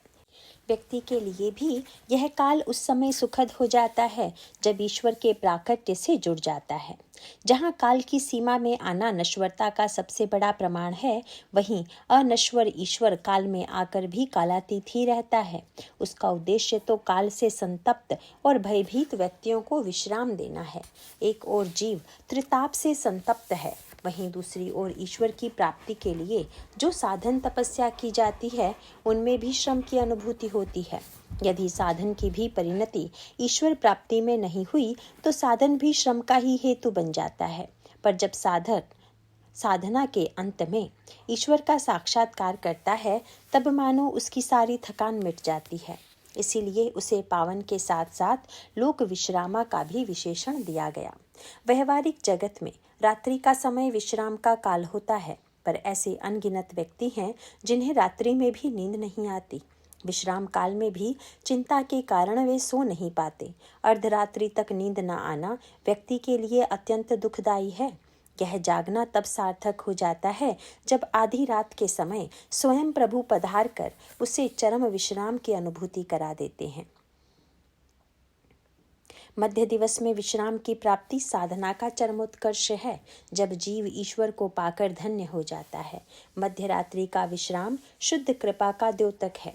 जब अनिद्रा से व्यथित जीव को प्रभु एक माँ की भांति स्नेह की थपकियां देकर सुला देते हैं। भगवान राम और कृष्ण दोनों ही रूपों में जीव के विश्राम तथा सुख की अनुभूति कराते हैं। दोनों ही अवतारों में त्रिविध गुण युक्त वायु बहने लगती है। शीतल, मंद और सुगंधित वायु बहती हुई जीवों को आनंदित कर रही थी। मन की तुलना वायु से की गई है। अर्जुन ने मनोविरोध के प्रसंग में भगवान कृष्ण के समक्ष निवेदन किया है कि मैं तो यह समझता हूँ कि मन इतना चंचल है कि उसको रोकना तो वायु के समान ही दुष्कर है। चंचलम ही मना कृष्ण प्रमाथि बलवदृढ़म तस्याहम निग्रहम मन्ये वायोरिव सुदुष्करम। भगवत गीता। वायु की ही भांति मन के भी दो परस्पर विरोधी रूप दिखाई देते हैं। कभी तो वह तूफान के समान भयानक रूप धारण कर लेता है। वासना की आंधी सारी मान्यताओं को उजाड़ती हुई लोक में आतंक की सृष्टि करती है। बहुधा व्यक्ति के जीवन में मन का यही रूप सामने आता है, पर जब वही वायु मंथर गति से बहती है तब व्यक्ति को विश्राम की अनुभूति होती है। यह मन की वह प्रशांत स्थिति है जिसमें गति होते हुए भी आतंक नहीं है। चंचल मन वैराग्य और अभ्यास के द्वारा प्रशांत स्थिति में पहुंच चुका है। ऐसा नहीं कि मन पूरी तरह से निस्पंद हो गया हो, पर उसकी स्पंदन गति की मंथरता के कारण वह और भी सुखदायी हो जाता है। योग की प्रक्रिया में जहाँ मन को पूरी तरह अवरुद्ध करने पर बल दिया जाता है, वहीं भक्त मन को शून्य न बनाकर उसके द्वारा प्रभु की लीलाओं का चिंतन करता है। वह चिंतन इतना सुखद प्रतीत होता है कि उसकी तुलना में मन की निस्पंदनता भी सीठी लगती है। वायु की मंथर गति के साथ साथ जब उसमें शीतलता और सौरभ का संचार होता है तब उसकी स्पर्शानुभूति का क्या कहना। शीतलता और सौरभ वायु का सहज गुण नहीं है, यह उसमें ऋतु और पुष्प के संयोग से उदित होता है। इसीलिए कई ऋतुओं में वायु में शीतलता का संचार होता है, कई ऋतुओं में उसमें प्रखर ताप की अनुभूति होती है। किसी पुष्प के संस्पर्श से यदि वायु में सौरभ का संचार होता है तो किसी दुर्गंधित वस्तु को स्पर्श करती हुई वायु वैसे ही बन जाती है। मन रूपी वायु में भी शीतलता और सौरभ का संचार प्रभु के रूप और गुण के संस्पर्श से होता है। उनके रूप की शीतलता और शील के सौरभ की स्मृति से मन स्वयं भी इन्हीं विशेषताओं से युक्त हो जाता है। दोनों अवतारों में भले ही ऋतुओं का अंतर रहा हो, किंतु अवतार काल की चरम बेला में दोनों की भाव स्थिति एक जैसी हो जाती है। वर्षा ऋतु में बहुधा वायु की गति पूरे परिवर्तित रूप में सामने आती है। कभी कभी वर्षा के साथ साथ वायु भी तीव्र गति से बहने लगती है, तो कभी वायु में उमस और गुमसुम घुटन की अनुभूति होती है। वर्षा ऋतु में बहुधा वायु सौरभ रहित होती है, क्योंकि इस ऋतु में पुष्पों का बाहुल्य नहीं होता। बसंत ऋतु में वायु में सहज रूप से तीनों ही गुण विद्यमान रहते हैं। मानो इसका सांकेतिक अब तात्पर्य यह है कि कृष्णावतार व रामावतार की प्रारंभिक मनस्थिति में भिन्नता दिखाई देती है। कभी वसुदेव देवकी के मन में कंस का स्मरण आते ही घुटन की अनुभूति होती है, तो कभी कृपा वर्षा की अनुभूति से मन जुड़ा जाता है। वे अंतर्द्वंद्व से मुक्त नहीं हैं। एक आशंका उन्हें व्याकुल बनाए रखती है, दूसरी ओर महाराज श्री दशरथ और कौशल्या की मनोवृत्ति में इस प्रकार का कोई द्वंद्व नहीं दिखाई पड़ता। परंतु दोनों की मनस्थिति की यह भिन्नता प्रभु के अवतरण के काल में पूरी तरह समाप्त हो जाती है। इसीलिए रामचरितमानस की ही भांति श्रीमद् भागवत में भी भगवान कृष्ण के अवतार के क्षणों में जिस वातावरण का वर्णन किया गया है, दोनों में समानता दिखाई पड़ती है। शुकदेव जी कहते हैं, परीक्षित, अब समस्त शुभ गुणों से युक्त बहुत सुहावना समय आया। रोहिणी नक्षत्र था। आकाश के सभी नक्षत्र, ग्रह और तारे शांत सौम्य हो रहे थे। दिशाएं स्वच्छ प्रसन्न थी। निर्मल आकाश में तारे जगमगा रहे थे। पृथ्वी के बड़े बड़े नगर, छोटे छोटे गांव, अहीरों की बस्तियां और हीरे आदि की खानें मंगलमय हो रही थी। नदियों का जल निर्मल हो गया था। रात्रि के समय भी सरोवरों में कमल खिल रहे थे। वन में वृक्षों की पंक्तियां रंग बिरंगे पुष्पों के गुच्छों से लद गई थी। कहीं पक्षी चहक रहे थे तो कहीं गुनगुना रहे थे। उस समय परम पवित्र और शीतल मंद सुगंध वायु अपने स्पर्श से लोगों को सुख दान करती हुई बह रही थी। ब्राह्मणों के अग्निहोत्र की कभी न बुझने वाली अग्नियां, जो कंस के अत्याचार से बुझ गई थी, वे इस समय अपने आप जल उठी। संत पुरुष पहले से भी चाहते थे कि असुरों की बढ़ती न होने पाए। अब उनका मन सहसा प्रसन्नता से भर गया। जिस समय भगवान के आविर्भाव का अवसर आया, स्वर्ग में देवताओं की धुंदुभियां अपने आप बज उठीं। किन्नर और गंधर्व मधुर स्वर में गाने लगे तथा सिद्ध और चारण भगवान के मंगलमय गुणों की स्तुति करने लगे। विद्याधरियां अप्सराओं के साथ नाचने लगी। ठीक इसी प्रकार का वर्णन मानस में रामावतार के समय किया गया है। नौमी तिथि मधुमास पुनीता, शुक्ल पक्ष अभिजित हरिप्रीता, मध्य दिवस अति शीत न घामा, पावन काल लोक विश्रामा। शीतल मंद सुरभि बह बाऊ, हर्षित सुर संतन मन चाऊ, बन कुसुमित गिरिगन मनियारा, स्रवहि सकल सरितामृत धारा। सो अवसर बिरंच जब जाना, चले सकल सुर साजी विमाना। गगल विमल संकुल सुर जूथा, गावहि गुण गंधर्व बरूथा। परशहि सुमन सुअंजलु साजी, गह गही गगन दुंदुबी बाजी। बालकांड। यत्किंचित दोनों में जो अंतर दिखाई देता है वह भी अत्यंत स्वाभाविक है। बसंत ऋतु में बादलों की उपस्थिति ऋतु के धर्म के प्रतिकूल है, पर वर्षा में मेघाच्छन्न आकाश व्यक्ति को आनंदित बना देता है। भगवान कृष्ण के अवतरण के पहले बादल भी मंद मंद गर्जना करते हुए समुद्र के सन्निकट पहुंच जाते हैं। मुमुर्चर्मुन्नयो देवाः सुमनांसी मुदान्वितः, मंदम मंदम जलधरा जगर्जुर्नुसागरम। श्रीमद् भागवत। बादल समुद्र के ऋणी हैं, क्योंकि वही उन्हें जल प्रदान करता है। पर समुद्र में केवल जल ही तो नहीं है, उसके अंतराल में प्रभु का निवास भी तो माना जाता है। आज तो बादलों को ऐसा प्रतीत हो रहा था मानो समुद्र ने अपने हृदयस्थ प्रभु को वर्षा ऋतु में मथुरा भेजकर उन्हें अतुलनीय गौरव प्रदान किया है। गर्जना साधारणतया अहंकार की परिचायक मानी जाती है, पर आज बादल की गर्जना में कर्कशता का लेश भी नहीं है। उल्टे वे बड़े ही मधुर स्वर में गरज रहे हैं। यह स्वर समुद्र को प्रभु के अवतरण की सूचना देने के साथ साथ कृतज्ञता की भावना से ओतप्रोत था। पर यदि बादलों के हृदय में गौरव की अनुभूति हो तो यह भी आश्चर्य की बात नहीं है। प्रभु ने अवतरण के लिए न केवल वर्षा ऋतु को स्वीकार किया, अपितु घनश्याम के रूप में उन्होंने उनका नाम और रूप दोनों स्वीकार कर लिया। यह गर्जना उसी गौरव और आनंद की अनुभूति की परिचायक है। श्रीमद् भागवत में नत्य प्रसन्न सलिलाह कहकर आश्चर्य की सृष्टि की थी। इसका तात्पर्य यह है कि नदियों का जल परम स्वच्छ हो गया था। वर्षा ऋतु में जल का बाहुल्य होते हुए भी उसमें स्वच्छता नहीं होती, पर भगवान व्यास यह घोषित करते हैं कि आज ईश्वर के अवतरण की भूमिका में अंतःकरण का उफान ही नहीं समाप्त हो गया है, अपितु उसमें स्वच्छता भी आ गई है। दूसरी ओर यदि श्री राम के अवतार काल में नदियों का जल स्वच्छ हो गया ऐसा लिखा गया होता तो वह कोई विशेषता न होती, क्योंकि बसंत ऋतु में नदियों का जल स्वाभाविक रूप से स्वच्छ होता ही है। इसीलिए रामचरितमानस में नदियों के जल में अमृतत्व के संचार की बात कही गई है। स्रवहि सकल सरितामृत धारा। इस अंतःकरण की स्वच्छता और अमृतत्व की उपलब्धि का वर्णन दोनों अवतारों के माध्यम से किया गया है। अतः दोनों ही अवतारों की प्रक्रिया में साम्य भी है और भिन्नता भी विद्यमान है। विशेष रूप से कारागार में अवतरित होने के पश्चात जो भूमिका संपन्न की जाती है वह रामावतार से पूरी तरह भिन्न है। रामावतार में श्री राम कौसल्या अम्बा के समक्ष चतुर्भुज रूप में अवतरित होकर उन्हें अपने स्वरूप का साक्षात्कार कराते हैं, उन्हें पूर्व जन्म की कथा का स्मरण दिलाते हैं और कौसल्या अम्बा के अनुरोध पर नन्हे बालक के रूप में परिवर्तित होकर रुदन करने लगते हैं।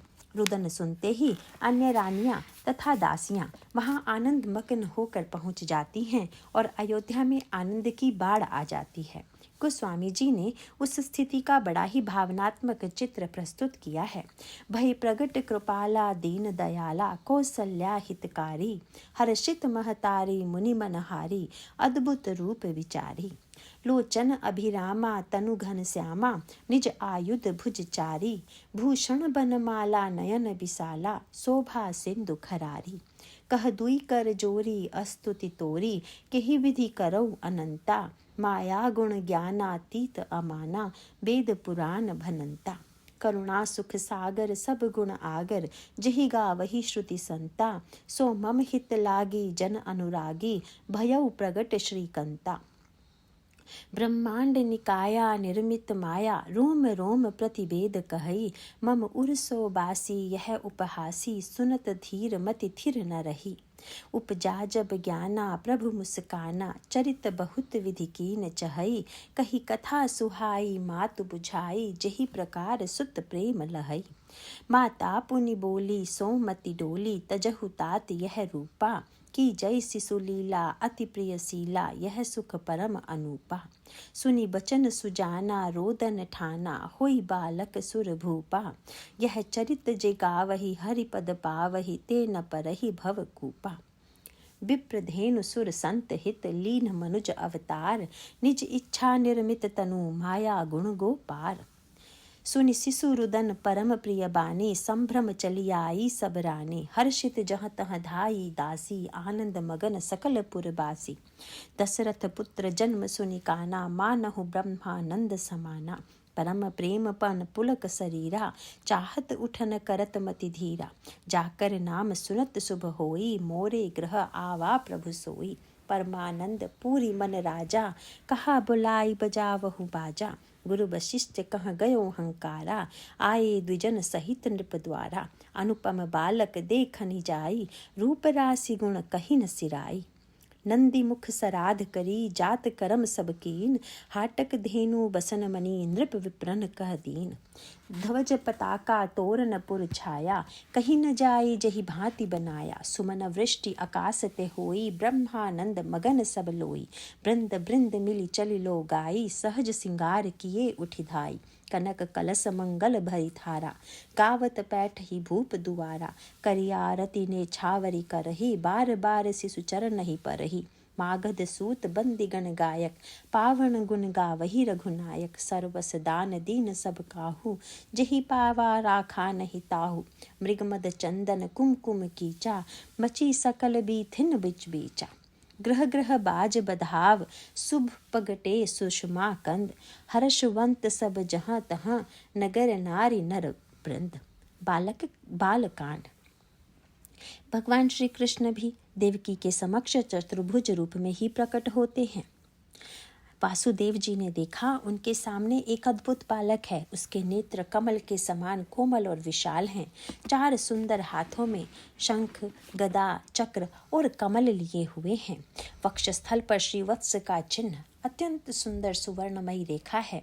गले में कौस्तुभ मणि झिलमिला रही है। वर्षाकालीन मेघ के समान परम सुंदर श्यामल शरीर पर पीतांबर लहरा रहा है। बहुमूल्य वैदर्य मणि के किरीट और कुंडल की कांति से सुंदर सुंदर घुंघराले बाल सूर्य की किरणों के समान चमक रहे हैं। कमर में चमचमाती करघनी की लड़ियां लटक रही हैं। बाहों में बाजूबंद और कलाइयों में कंकण शोभायमान हो रहे हैं। इन सब आभूषणों से सुशोभित बालक के अंग अंग से अनोखी छटा छिटक रही है। पर इसमें भी दोनों अवतारों में पार्थक्य विद्यमान है। श्री राम ने कौसल्या अम्बा को जब चतुर्भुज रूप में दर्शन दिया तब वे अकेली थी। प्रभु के इस स्वरूप को महाराज श्री दशरथ नहीं देख पाए, जबकि कंस के कारागार में वसुदेव और देवकी दोनों ही चतुर्भुज रूप का साक्षात्कार करते हैं। इस भिन्नता के पीछे स्पष्ट कारण विद्यमान है। दशरथ और वसुदेव के संस्कारों में भिन्नता है। महाराज श्री दशरथ ने मनु के रूप में प्रभु से वरदान की याचना करते हुए कहा था कि मुझे आपके शुद्ध वात्सल्य की अनुभूति चाहिए। मैं नहीं चाहता कि उस समय मुझे यह भान रहे कि आप साक्षात ब्रह्म हैं। बंदी चरण मनु कहो बहोरी, अवर एक विनती प्रभु मोरी। सुत विषयक तव पद रति हो, मोहि बड़ मूढ़ कहई किनको। बालकांड। इसीलिए यह स्वाभाविक ही था कि चतुर्भुज रूप में साक्षात्कार में वे महाराज श्री दशरथ को सम्मिलित ना करते। वे माधुर्य भाव के ही उपासक हैं और जीवन भर उनमें राम के प्रति वात्सल्य भाव ही बना रहा। पर वसुदेव की स्थिति सर्वथा भिन्न है। सुतपा के रूप में उन्होंने पूरी तरह वात्सल्य भाव का आनंद पा लिया था। इसीलिए इस अवतार में उनकी उपासना माधुर्य के स्थान पर ऐश्वर्य से प्रारंभ होती है। ईश्वर के संदर्भ में 2 प्रकार के उपासकों का वर्णन किया गया है। एक जो माधुर्य भाव से ईश्वर की उपासना करते हैं और दूसरे जिनमें ऐश्वर्य भाव की प्रधानता होती है। महाराज श्री दशरथ में यदि भावना की प्रधानता है तो वसुदेव का चरित्र विवेक प्रधान है। फिर जिन प्रतिकूल परिस्थितियों में उन्होंने श्री कृष्ण को पाया था उसमें बिना ऐश्वर्य ज्ञान के वे शांत रह ही नहीं सकते थे। कृष्णावतार में जन्म के पश्चात वसुदेव को जो भूमिका सौंपी गई उसका निर्वाह महिमा और ऐश्वर्य ज्ञान के बिना नहीं हो सकता था। रामावतार में अवतरणोपरांत की प्रक्रिया में कोई जटिलता नहीं है। वहाँ दशरथ पुत्र जन्म का समाचार सुनते हैं और आनंदमग्न होकर वाद्य बजाने की आज्ञा दे देते हैं। राम जन्म का उत्सव प्रारंभ हो जाता है, ब्राह्मणों को दान दिया जाता है और चारों ओर उत्सव का उल्लास छा जाता है, जहाँ उनके आनंद में समस्त नर नारी सहभागी हैं। दूसरी ओर वसुदेव को भी आनंद की अनुभूति होती है, पर न तो वे आनंद उल्लास को प्रकट करने की स्थिति में हैं और न ही दान देना उनके लिए संभव है। इसीलिए वे मन ही मन दान का संकल्प तो ले लेते हैं, पर उसे तत्काल क्रियान्वित नहीं कर पाते। कंस के भय से उस आनंद की अनुभूति को व्यक्त करने में भी स्वयं को असमर्थ पाते हैं। महाराज दशरथ के जीवन में यदि आनंद के वितरण की प्रक्रिया है तो वसुदेव के जीवन में गोपन की। महाराज का आचरण उस सिद्ध पुरुष की भांति है जो अपनी अनुभूति और आनंद को वितरित कर रहा है। वसुदेव की भूमिका साधक की भूमिका है, जो अपनी अनुभूतियों को दूसरों के समक्ष प्रकट नहीं होने देता है। एक में यदि सामर्थ्य है तो दूसरे के जीवन में साधक की सजगता। सिद्ध अपने विचार और भावना को निश्चिंत कर प्रकट कर सकता है, पर साधक की स्थिति दूसरी है। उसके अंतरंग और बहिरंग जीवन में द्वंद्व है। अपने विचारों और भावनाओं को क्रियान्वित करना तो महत्वपूर्ण है ही, पर इसके अभाव में सत्संकल्प का भी महत्व कम नहीं है। यह सोचकर निराश नहीं होना चाहिए कि जब तक विचार क्रियान्वित न हो सकें तब तक सत्संकल्प से दूर रहें। सत्संकल्प का अपना फल है। कलयुग के संदर्भ में उसकी विशेषताओं का वर्णन करते हुए यह घोषित किया गया है कि इस युग में मानसिक पाप का कोई फल नहीं भोगना पड़ता है, पर मानस पुण्य का परिणाम तो जीव को संप्राप्य है। कलिकर एक पुनीत प्रतापा, मानस पुण्य होई नहीं पापा। उत्तरकांड। कलयुग को केवल काल के संदर्भ में ही न लेकर यदि मनस्थिति के संदर्भ में व्यापक परिप्रेक्ष्य में देखा जाए तो उसका तात्पर्य यही है कि किसी भी युग में व्यक्ति के समक्ष ऐसी परिस्थिति आ सकती है जब देश और काल का वातावरण उसके मनोकूल ना हो। ऐसी स्थिति में सत्संकल्प और मानसिक पुण्य का आश्रय लेना चाहिए। वसुदेव जिस परिस्थिति में रह रहे थे उसे कलि की मनस्थिति ही कह सकते हैं। इसीलिए वसुदेव जी का यह मानसिक पुण्य भी फलप्रद होगा, ऐसा असंदिग्ध रूप से कहा जा सकता है। पर जहाँ देश काल का वातावरण अनुकूल हो वहाँ मानसिक पुण्य के द्वारा ही पूर्णता प्राप्त नहीं की जा सकती। वहाँ तो संकल्प को क्रियान्वित करने से ही सिद्धि मिलती है। सिद्ध के जीवन में ब्रह्म साक्षात्कार के बाद उसके खोने का कोई भय नहीं होता, इसीलिए उसका प्रदर्शन करना भी कोई समस्या उत्पन्न नहीं करता। रत्न की उपलब्धि के बाद यदि चोरी हो जाने का भय न हो तो उसे धारण कर प्रदर्शित करने में कोई आपत्ति नहीं है। पर जहाँ चारों ओर चोर मंडरा रहे हों वहाँ रत्न को छिपा कर रखना ही बुद्धिमत्ता है। मथुरा का वातावरण ठीक इसी प्रकार का था, इसीलिए वसुदेव अपनी उपलब्धि को छिपाकर रखने की आवश्यकता अनुभव करते हैं। महाराज दशरथ के घर में व्यक्त होकर ब्रह्म क्रमशः बड़ा हो रहा था, पर यहाँ तो वसुदेव के समक्ष पूरी परिस्थिति ही प्रतिकूल थी। एक ओर बालवध के लिए प्रस्तुत कंस का भय था, तो दूसरी ओर कारागार में बालक के पालन पोषण की समस्या थी। इसके समाधान के लिए प्रभु ने आदेश दिया कि इस समय उन्हें वे ले जाकर नंद के घर पहुंचा दें। वसुदेव इसका तुरंत पालन करते हैं। अर्धरात्रि में ही वे बालक को लेकर गोकुल की ओर निकल पड़ते हैं।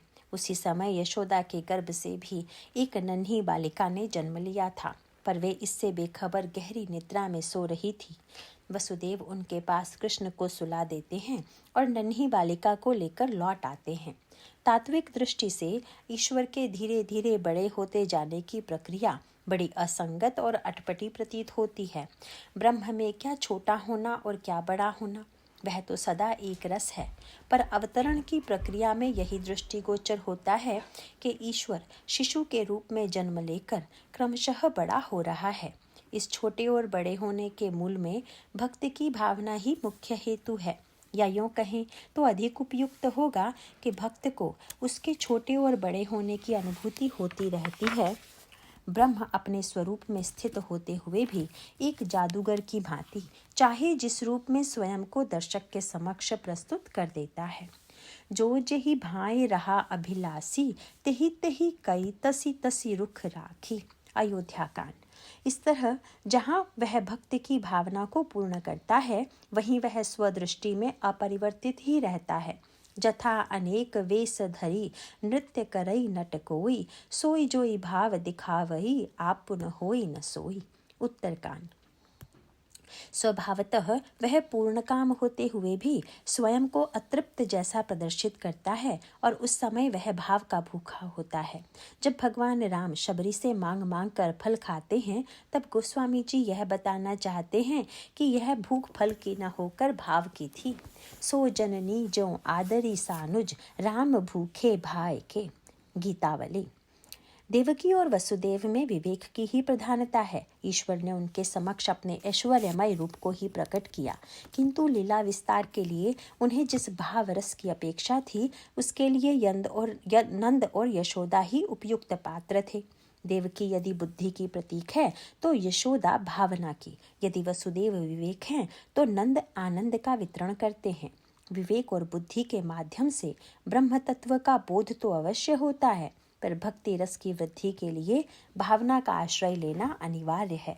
इसीलिए भगवान वसुदेव जी को यह आदेश देते हैं कि वे उन्हें नंद यशोदा के निकट पहुंचा दें। इस तरह वे मथुरा से स्थानांतरित होकर गोकुल की भूमि में पहुंच जाते हैं। भौगोलिक दृष्टि में मथुरा से गोकुल की दूरी बहुत अधिक नहीं है, पर आध्यात्मिक अर्थों में इनमें भिन्नता तो है ही। गोकुल का तात्पर्य है गायों की प्रधानता, पर यह गो शब्द इंद्रियों का भी प्रतीक है। गो गोचर जहाँ लगी मन जाई, सो सब माया जाने हूँ भाई। अरण्यकांड।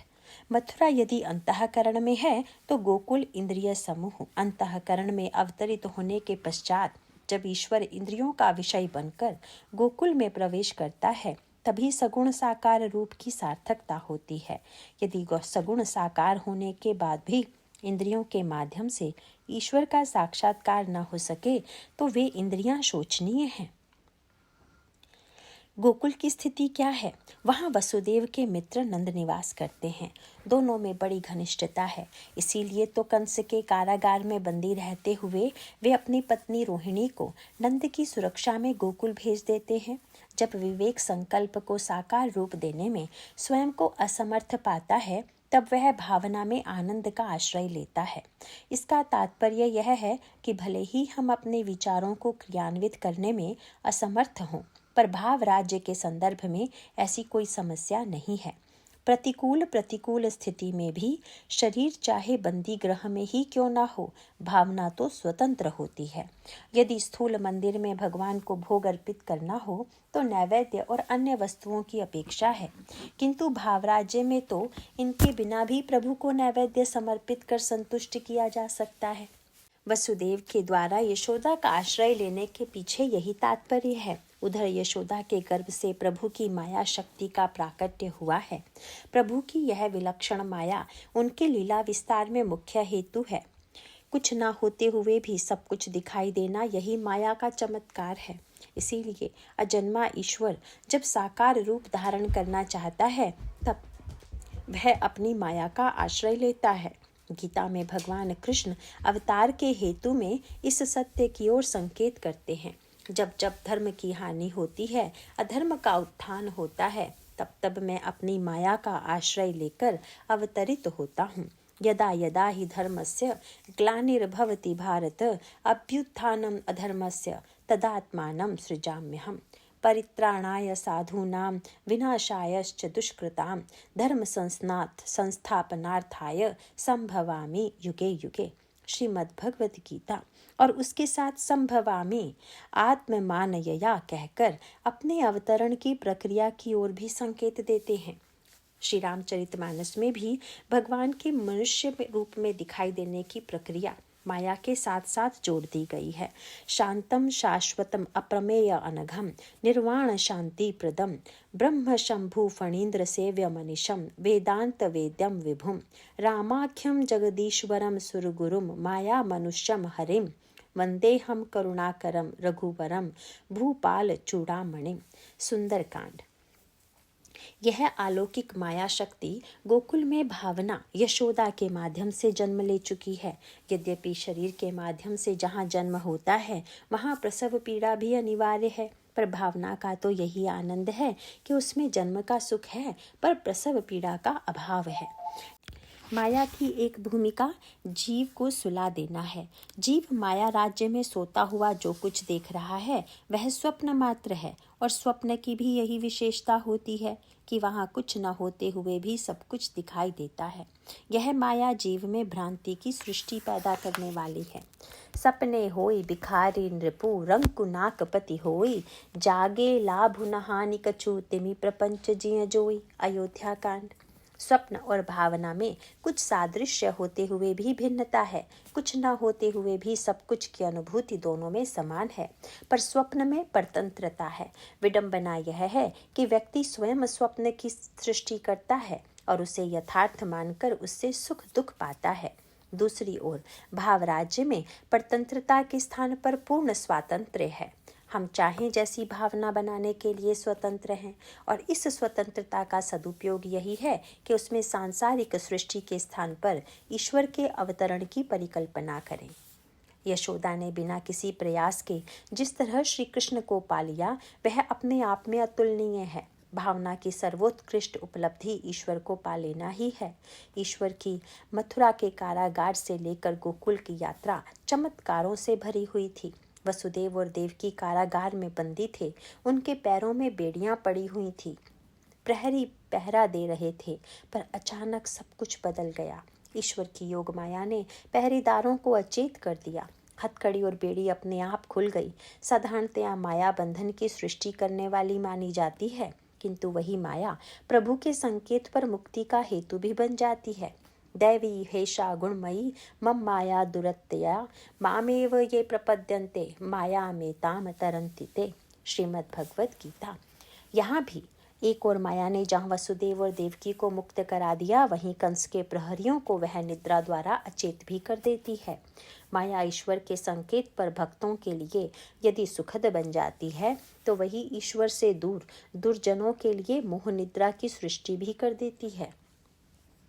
भौतिक जीवन में पुत्र का जन्म व्यक्ति को मोह के कारागार में बंदी बनाकर ममता की हथकड़ी बेड़ी से जकड़ देता है।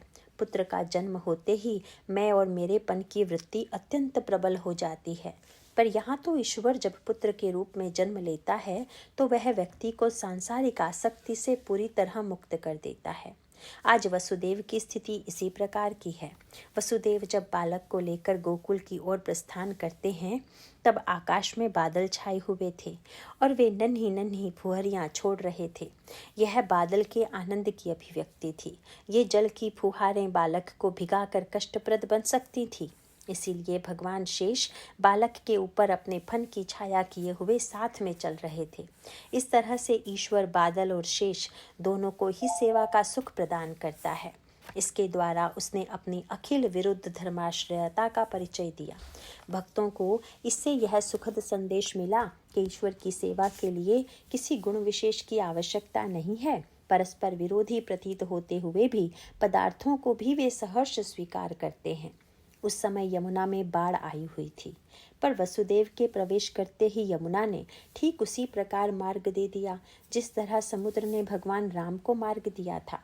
यमुना की इस गाथा से कई संकेत सूत्र प्राप्त होते हैं। पौराणिक रूप में यमुना सूर्य की पुत्री है और यमराज की बहन है। यमुना को किस रूप में प्रस्तुत किया जाए? सारे संसार के व्यक्ति यमराज से भयभीत रहते हैं, पर यमराज ने यमुना को यह आश्वासन दिया था कि जो लोग तुम्हारा आश्रय लेंगे वे मेरे भय से मुक्त हो जाएंगे। रामचरितमानस में यमुना को कर्म की नदी के रूप में प्रस्तुत किया गया है। विधि निषेधमय कलिमल हरणी, कर्म कथा रविनंदनी बरणी। बालकांड। क्रिया की यही नदी कालिंदी के रूप में आगे चलकर भगवान कृष्ण की प्रिया बन जाती है, पर उनकी प्रिया बनने की प्रक्रिया रहस्यमयी है। सूर्य ज्ञान के प्रतीक हैं। यमुना सूर्य की पुत्री है। इसका तात्पर्य यह है कि जिस क्रिया के मूल में ज्ञान होता है, वही क्रिया अंत में भगवान को अत्यंत प्रिय होती है। कर्म का उद्गम जब वासना और कामना से होता है, तब उसके मूल में ईर्ष्या और मात्सर्य की वृत्ति होती है। वह क्रिया कर्मनाशा बनकर सारे पुण्यों को विनष्ट कर देती है। पौराणिक मान्यता यह है कि यमुना में स्नान करने पर व्यक्ति के पाप नष्ट हो जाते हैं और कर्मनाशा में स्नान करने से सारे पुण्य समाप्त हो जाते हैं। कर्मनाशा का उद्गम त्रिशंकु की लालसा टपकने से हुआ था। इसका सीधा सा तात्पर्य यह है कि लालसा से जिस क्रिया का जन्म होता है, वह व्यक्ति के पुण्यों को विनष्ट कर देती है। यमुना यमराज की बहन है। यह भी बड़ी सांकेतिक भाषा है। यमराज व्यक्ति के कर्म फल का प्रदाता है। जहाँ क्रिया होगी वहाँ कर्म फल का भोग भी अवश्यंभावी है। विशेषतः अज्ञानवश कर्तव्य की भावना से कर्म करने वाला व्यक्ति फल भोग के लिए बाध्य हो जाएगा। कर्म प्रधान विश्व करी राखा, जो जस करई सो तस फलु चाखा। अयोध्या कांड। ज्ञान का एक तात्पर्य कृतित्व का अभाव है। भगवान श्री कृष्ण गीता में यह घोषित करते हैं कि जिसके अंतःकरण में कर्तृत्व की भावना का अभाव है और जिसकी बुद्धि कर्म फल में लिप्त नहीं होती, उस व्यक्ति के द्वारा यदि सारे लोक का भी विनाश हो जाए, तब भी उसे कर्म का फल भोगना नहीं पड़ता। यस्य नाहंकृतो भावो बुद्धिर्यस्य न लिप्यते, हत्वापि सैमान लोकान न हन्ति न निबध्यते। श्रीमद् भगवत गीता। इसीलिए सूर्य की पुत्री यमुना के द्वारा यमराज के भय का निवारण सार्थक ही है। यमुना के जल की श्यामलता भी सांकेतिक है। एक और उसके जल में मलिनता धोने की सामर्थ्य है, तो दूसरी ओर उसमें श्यामता भी विद्यमान है। क्रिया में इन दोनों का होना स्वाभाविक ही है। कोई क्रिया ऐसी नहीं होती जिसमें शुद्धता और श्यामता न विद्यमान हो, पर यह श्यामता भगवान से जुड़कर उनके रंग की पर्यायवाची बन जाती है। उत्तरी नहाए जमुन जल, जो शरीर सम श्याम। अयोध्या कांड। और तब यह श्यामता उज्ज्वलता का हेतु बन जाती है। या अनुरागी चित्त की गति समुझई नहीं कोई, ज्यों ज्यों बूढ़ई श्याम रंग, त्यों त्यों उज्ज्वल होई। बिहारी सतसई। नदी में तूफान आना स्वाभाविक ही है। कोई कितनी भी शांत नदी क्यों ना हो, बरसात में बाढ़ आने की पूरी संभावना रहती है। जहाँ उफान है वहाँ मलिनता भी है। क्रिया के साथ यह समस्या भी जुड़ी हुई है। क्रिया की नदी सर्वदा मर्यादित रूप में ही नहीं बहती। ऐश्वर्य आदि की उपलब्धि में उसमें अभिमान का उफान आना अवश्यंभावी है। पर यह उफान भी भगवान के चरणों का आश्रय लेते ही शांत हो जाता है। मथुरा कंस की नगरी है, जो मूर्तिमान देहाभिमान है। उसके संग से जल में मलिनता का संचार होता है। पर वसुदेव जब कृष्ण को लेकर चलते हैं, तब वह वेगवती नदी अपने प्रभु का स्वागत करती हुई मर्यादित हो जाती है। वसुदेव भी यमुना को पार करते हुए श्री कृष्ण को लेकर गोकुल में पहुंच जाते हैं, जहाँ माया का प्राकट्य हुआ है। जहाँ गोकुल इंद्रिय समूह है, वहाँ माया का होना भी स्वयं सिद्ध है। रामचरितमानस में जब रामानुज लक्ष्मण ने माया के संदर्भ में प्रश्न किया, तब भगवान श्री राम ने उसकी व्याख्या करते हुए यही कहा, इंद्रियां उसके विषय और मन की जहाँ तक गति है, वहाँ सर्वत्र माया का प्रभाव है। को गोचर जहाँ लगी मन जाई, सो सब माया जाने हूँ भाई। अरण्यकांड। इस तरह माया का साम्राज्य बड़ा विशाल है। जहाँ माया है वहीं बंधन का भय है, किंतु जब गोकुल में ईश्वर का प्रवेश होता है तो माया दूर चली जाती है। उस माया को दूर करने का प्रयास भी भक्तों को नहीं करना पड़ता है।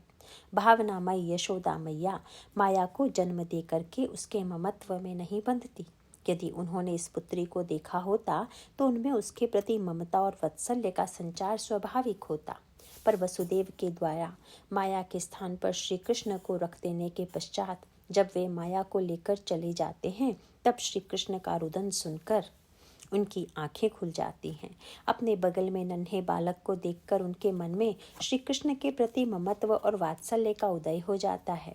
इस तरह जो ममता माया की ओर जाने वाली थी, वह मुड़कर भगवान से जुड़ जाती है। बड़ी सरलता से भावना माया भय से मुक्त हो जाती है। कई करु ममता राम सो, कई ममता पर हेतु। दोहावली। इस तरह श्री कृष्ण को यशोदा के बगल में सुलाकर वसुदेव पुनः कारागार में लौट जाते हैं। ऐसा लगा कि ईश्वर को छोड़कर माया को लाते ही जीव बंधनग्रस्त हो गया।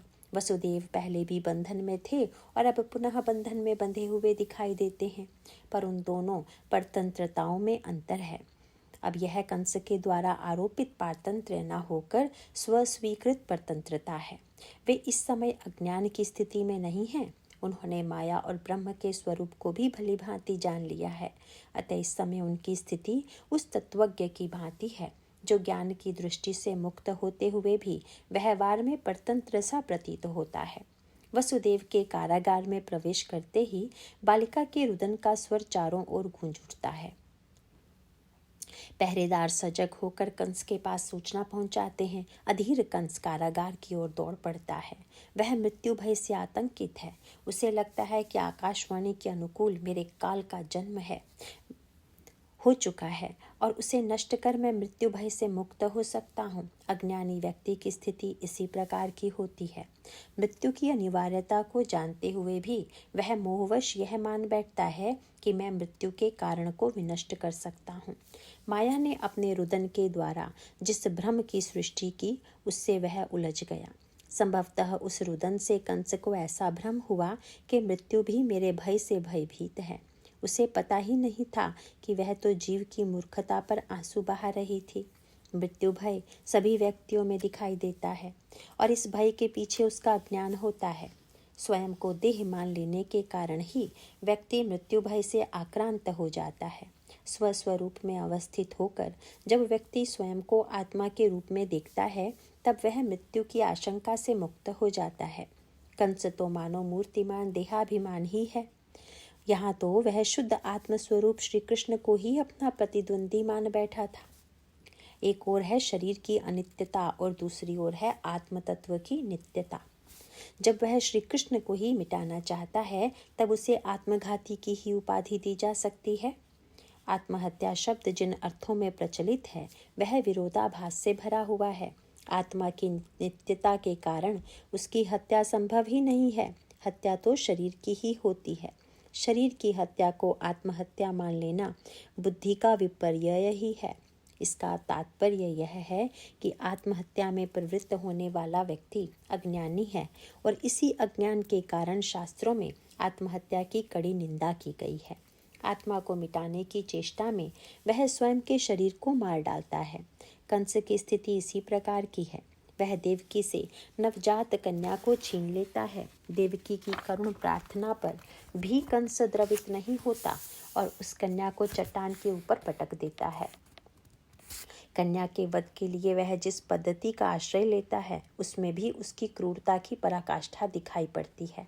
एक ओर पुष्प सी सुकुमार बालिका और दूसरी ओर कठोर प्रस्तर खंड, पर वह कन्या तो महामाया योग शक्ति थी। वह कंस के हाथ से छूटकर आकाश में प्रकट हो जाती है। हाथ से छूट जाने का तात्पर्य यह है कि व्यक्ति माया को भले ही पकड़ना चाहे, पर वह तो ईश्वर को छोड़कर किसी के बस में नहीं आती। कंस उस माया के स्वरूप से परिचित नहीं है। यही माया की अनिर्वचनीयता है। श्री कृष्ण चरित्र में बाल्यावस्था की लीलाओं में शक्ति का अनेक रूपों में उपयोग किया गया है। भगवान राम के चरित्र में माया शक्ति का प्रयोग विरले प्रसंगों में ही दिखाई देता है। इस अर्थ में श्री कृष्ण चरित्र अधिक अलौकिक और चमत्कारिक प्रतीत होता है।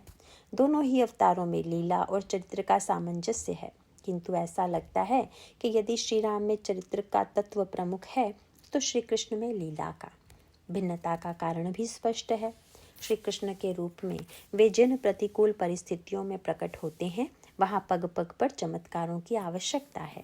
व्यक्ति की आस्था सुदृढ़ करने के लिए चमत्कार एक सशक्त माध्यम है। युग और वातावरण की दृष्टि से द्वापर अनास्था का युग है, इसीलिए आस्था में अवस्थिति के लिए चमत्कार प्रदर्शन अनिवार्य था। त्रेता युग में ऐसी कोई समस्या नहीं है, इसीलिए श्री राम के रूप में इस तरह की अलौकिकता की सृष्टि करने की आवश्यकता नहीं थी। वहाँ माधुर्य मात्र से ही भक्त का अंतःकरण रसप्लावित हो जाता है। श्री कृष्ण के रूप में प्रभु अपनी महिमा का बोध कराते रहते हैं। कंस के कारागार में भी चमत्कार का यही स्वरूप दृष्टिगोचर होता है। एक ओर इन चमत्कारों से वसुदेव देवकी आश्वस्त होते हैं तो दूसरी ओर कंस के मन में आतंक की वृद्धि होती है। प्रभु को अभीष्ट भी यही था। देवी ने आकाश में पहुंचकर कंस की कठोर शब्दों में भर्त्सना की और उसे यह चेतावनी दी कि उसका वध करने वाला तो अवतरित हो चुका है, अब उसे बाल वध की प्रक्रिया रोक देनी चाहिए। इस तरह कंस के जीवन में आकाशवाणी के दो अवसर आए। पहली बार देवकी को विदा करते हुए उसे अशरीरी वाक्य सुनाई पड़ा। आज भी आकाशवाणी हुई, पर उसमें भिन्नता यह थी कि वाक्य जिनके मुंह से निकल रहा था वे प्रत्यक्ष रूप से दिखाई दे रही थी। परंतु कंस का यह दुर्भाग्य था कि वह इन आकाशवाणी से उपयुक्त अर्थ ग्रहण नहीं कर सका। इसीलिए शास्त्रों में महत्व केवल बुद्धि की सूक्ष्मता का ही नहीं है, अपितु वह सूक्ष्म के साथ साथ पवित्र भी होनी चाहिए, इसका महत्व है। कंस इस अंतःकरण की शुद्धि से वंचित था। आकाशवाणी द्वारा उसे मृत्यु की बार बार सूचना दी गई, पर उसका सार्थक उपयोग क्या हो सकता था। पुराणों में ऐसे उपाख्यान आते हैं जहाँ मृत्यु के ज्ञान से महापुरुषों के अंतःकरण में वैराग्य की उत्पत्ति हुई और वे मोक्ष के अधिकारी बने। सूर्यवंश में खट्वांग और चंद्रवंश में परीक्षित इसके प्रत्यक्ष प्रमाण हैं। मृत्यु तो अवश्यंभावी है ही, किंतु वह कब आएगी इसका व्यक्ति को परिज्ञान नहीं होता। इससे उसमें भोगलिप्सा और प्रमाद का उदय होता है। समय की सीमा का ज्ञान होने पर व्यक्ति सजग हो जाता है कि बचे हुए समय का वह सर्वश्रेष्ठ सदुपयोग कैसे करे। स्वर्ग में देवताओं की सहायता कर लौटते हुए राजा खट्वांग ने देवताओं के आग्रह पर केवल यही जिज्ञासा प्रकट की कि अब उनकी कितनी आयु शेष है। उत्तर मिला, केवल 2 घड़ी। इन्हीं क्षणों का सदुपयोग करते हुए वे पूर्ण वैराग्य भरे अंतःकरण से ब्रह्म समाधि में डूबकर मुक्ति लाभ प्राप्त करते हैं। परीक्षित भी यह जान गए थे कि उनकी मृत्यु 7 दिनों में होने वाली है। अतः कथा श्रवण के द्वारा शेष समय का सदुपयोग करते हुए ज्ञान में अवस्थित होकर वे मुक्त हो जाते हैं। कंस भी यदि देहाभिमान से ग्रस्त न होता तो उसके अंतःकरण में जीवन की क्षणभंगुरता और अनित्यता का बोध हो सकता था। शरीर से विरत होकर आत्म तत्व की उपलब्धि के लिए प्रयत्नशील बन सकता था, पर उसके जीवन में सदैव उल्टी ही प्रतिक्रिया हुई। वह शरीर को मृत्यु से बचाने के लिए अगिनत बालकों का वध करने में संकोच का अनुभव नहीं करता। यही अज्ञानी जीव का स्वभाव है। वह तो भगवान और माया शक्ति को विनष्ट करके भी अपने शरीर की अमरता की कल्पना करता है। मथुरा के रूप में अशुद्ध और शुद्ध दोनों ही अंतःकरणों का साक्षात्कार होता है। जब तक उस पर कंस का राज्य है, तब तक वह अविद्या, अस्मिता, राग, द्वेष और अभिनिवेश का केंद्र है। इन सबको विनष्ट करके भगवान उसमें उग्रसेन का राज्य स्थापित करते हैं। यह उग्रसेन वस्तुतः जीवत्व का ही प्रतीक है। जीव देहाभिमान के रूप में जिस पुत्र को जन्म देता है, वह जीव को बंदी बनाकर स्वयं ही अंतःकरण का शासक बन बैठता है। अंत में प्रभु के द्वारा दुष्प्रवृत्तियों का संहार हो जाता है और जीव अपने स्वराज्य सिंहासन पर आरूढ़ हो जाता है। अयोध्या का समस्त वातावरण मथुरा से भिन्न है। रामचरितमानस में अयोध्या की तुलना संत सभा से की गई है। यह सरयू के तट पर बसा हुआ नगर है। सरयू ऐसी कविता सरिता है जिसमें श्री राम के यश का जल प्रवाहित हो रहा है। अयोध्या मानो सत्संग और राम कथा से अपलावित अंतःकरण है। गोस्वामी जी ने इस अनुपम अवध का बड़ा ही भावपूर्ण रूपक इन पंक्तियों में किया है। भयं हृदय आनंद उछाहूं, उमग्यों प्रेम प्रमोद प्रबाहूं। चली सुमग कविता सरितासो, राम बिमल जस जल भरितासो। सरजु नाम सुमंगल मूला, लोग वेद मत मंजुल कूला। नदी पुनीत सुमानस नंदिनी, कलिमल तृण तरु भूल निकंदिनी। श्रोता त्रिविध समाजपुर, ग्राम नगर दुहकूल। संत सभा अनुपम अवध, सकल सुमंगल भूल। बालकांड। संत सभा से अयोध्या की और सरयू की राम कथा से की जाने वाली तुलना बड़ी ही सार्थक है। नदी के अभाव में नगर और नगर के अभाव में नदी अधूरी जान पड़ती है। सत्संग और भगवत कथा इन दोनों का अन्योन्याश्रित संबंध है। इसीलिए नवधा भक्ति के प्रसंग में इन दोनों को प्रथम और द्वितीय भक्ति का स्थान दिया गया है। प्रथम भगति संतन कर संगा, दूसरी रति मम कथा प्रसंगा। अरण्यकांड। भगवत कथा इतनी रहस्यमयी है कि उसे हृदयंगम कर पाना अत्यंत कठिन है। इस कार्य का सुधी संत ही पूरा कर सकते हैं। दूसरी ओर जहाँ अन्यत्र राम आत्मकथा का ही विज्ञापन होता है, वहीं संत समाज में भगवत कथा का गायन होता है। सत्संग और भगवत कथा के सम्मिलन का परिणाम ही जीवन में ईश्वर का अवतरण है। अर्थात सत्संग और कथा की सार्थकता ही क्या है यदि जीवन में भगवत प्राकट्य न हो। इसी अयोध्या में रामनवमी के दिन ईश्वर का अवतरण होता है। वह सत्संग और भगवत कथा के द्वारा नवदा भक्ति की पूर्णता की ओर संकेत करता है। मनु के रूप में महाराज दशरथ की साधना स्थली नैमिषारण्य है, जहाँ गोमती नदी बहती है। गोमती का तात्पर्य है सात्विक श्रद्धा। सात्विक श्रद्धा की नदी में स्नान करने के बाद अयोध्या में वे सरयू में नहाते हैं। अर्थात श्रद्धा परिलुप्त अंतःकरण से भगवत सत्संग और कथा श्रवण करते हैं। इसका फल उनके जीवन में आगे चल कर के सर्वश्रेष्ठ रूप में सामने आता है। महाराज श्री दशरथ के महल में भी अवतरण के लिए प्रभु 3 रानियों का आश्रय लेते हैं। तीनों महारानियां राजमहल में एक साथ निवास करती हैं। कौशल्या जी यदि ज्ञानमयी हैं तो सुमित्रा भक्तिमयी हैं। कैकेयी जी के जीवन में उनके क्रियामय स्वरूप का दर्शन होता है। श्री कृष्ण लीला से जुड़ी हुई तीनों माताओं में भी यही स्वरूप परिलक्षित होता है। देवकी ज्ञानमयी, यशोदा भक्तिमयी और रोहिणी जी क्रियामयी हैं। पर इन तीनों में वह सामंजस्य नहीं है जो अयोध्या में विद्यमान है। एक महत्वपूर्ण अंतर यह भी है कि जहाँ कृष्णावतार में प्रभु ने इन तीनों माताओं के माध्यम से 2 रूपों में जन्म लिया, वहीं अयोध्या में तीनों माताओं के माध्यम से भगवान का 4 रूपों में प्राकट्य होता है। ईश्वर का वर्णन चतुर्व्यूह के रूप में किया गया है।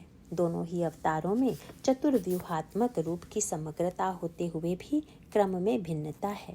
रामावतार में जहाँ प्रारंभ से ही श्री राम, भरत, लक्ष्मण और शत्रुघ्न के रूप में चतुर्व्यूहात्मक ईश्वर का साक्षात्कार होता है, वहीं कृष्णावतार में प्रारंभ में वे केवल 2 ही रूपों में आते हैं, श्री कृष्ण और बलराम।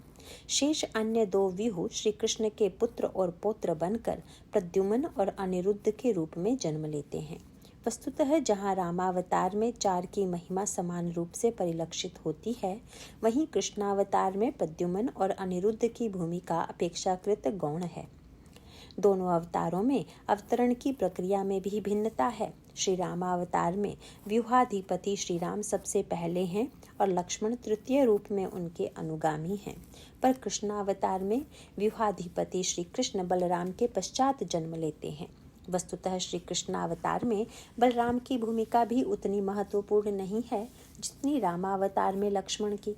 रामावतार में धर्म को क्रियात्मक रूप से प्रस्तुत करने के लिए बंधुत्व के आदर्श के रूप में ईश्वर 4 रूपों में जन्म लेता है।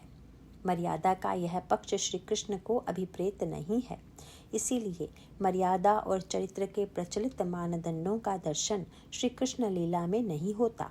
शुद्ध कृपा और करुणा से प्रेरित प्रभु का प्राकट्य हेतु में साम्य रखते हुए भी बहिरंग रूप से विरोधाभास रखता हुआ प्रतीत होता है, जो लीला के आवश्यकता अनुसार सौदेश्य ही है। यही समानताएं और विषमताएं अवतार काल की अवधि में विभिन्न प्रकार के भक्तों को धन्यता का बोध करवाती हैं, जो आगे की लीलाओं में और भी अधिक स्पष्ट हो जाएगा। नारायण नारायण।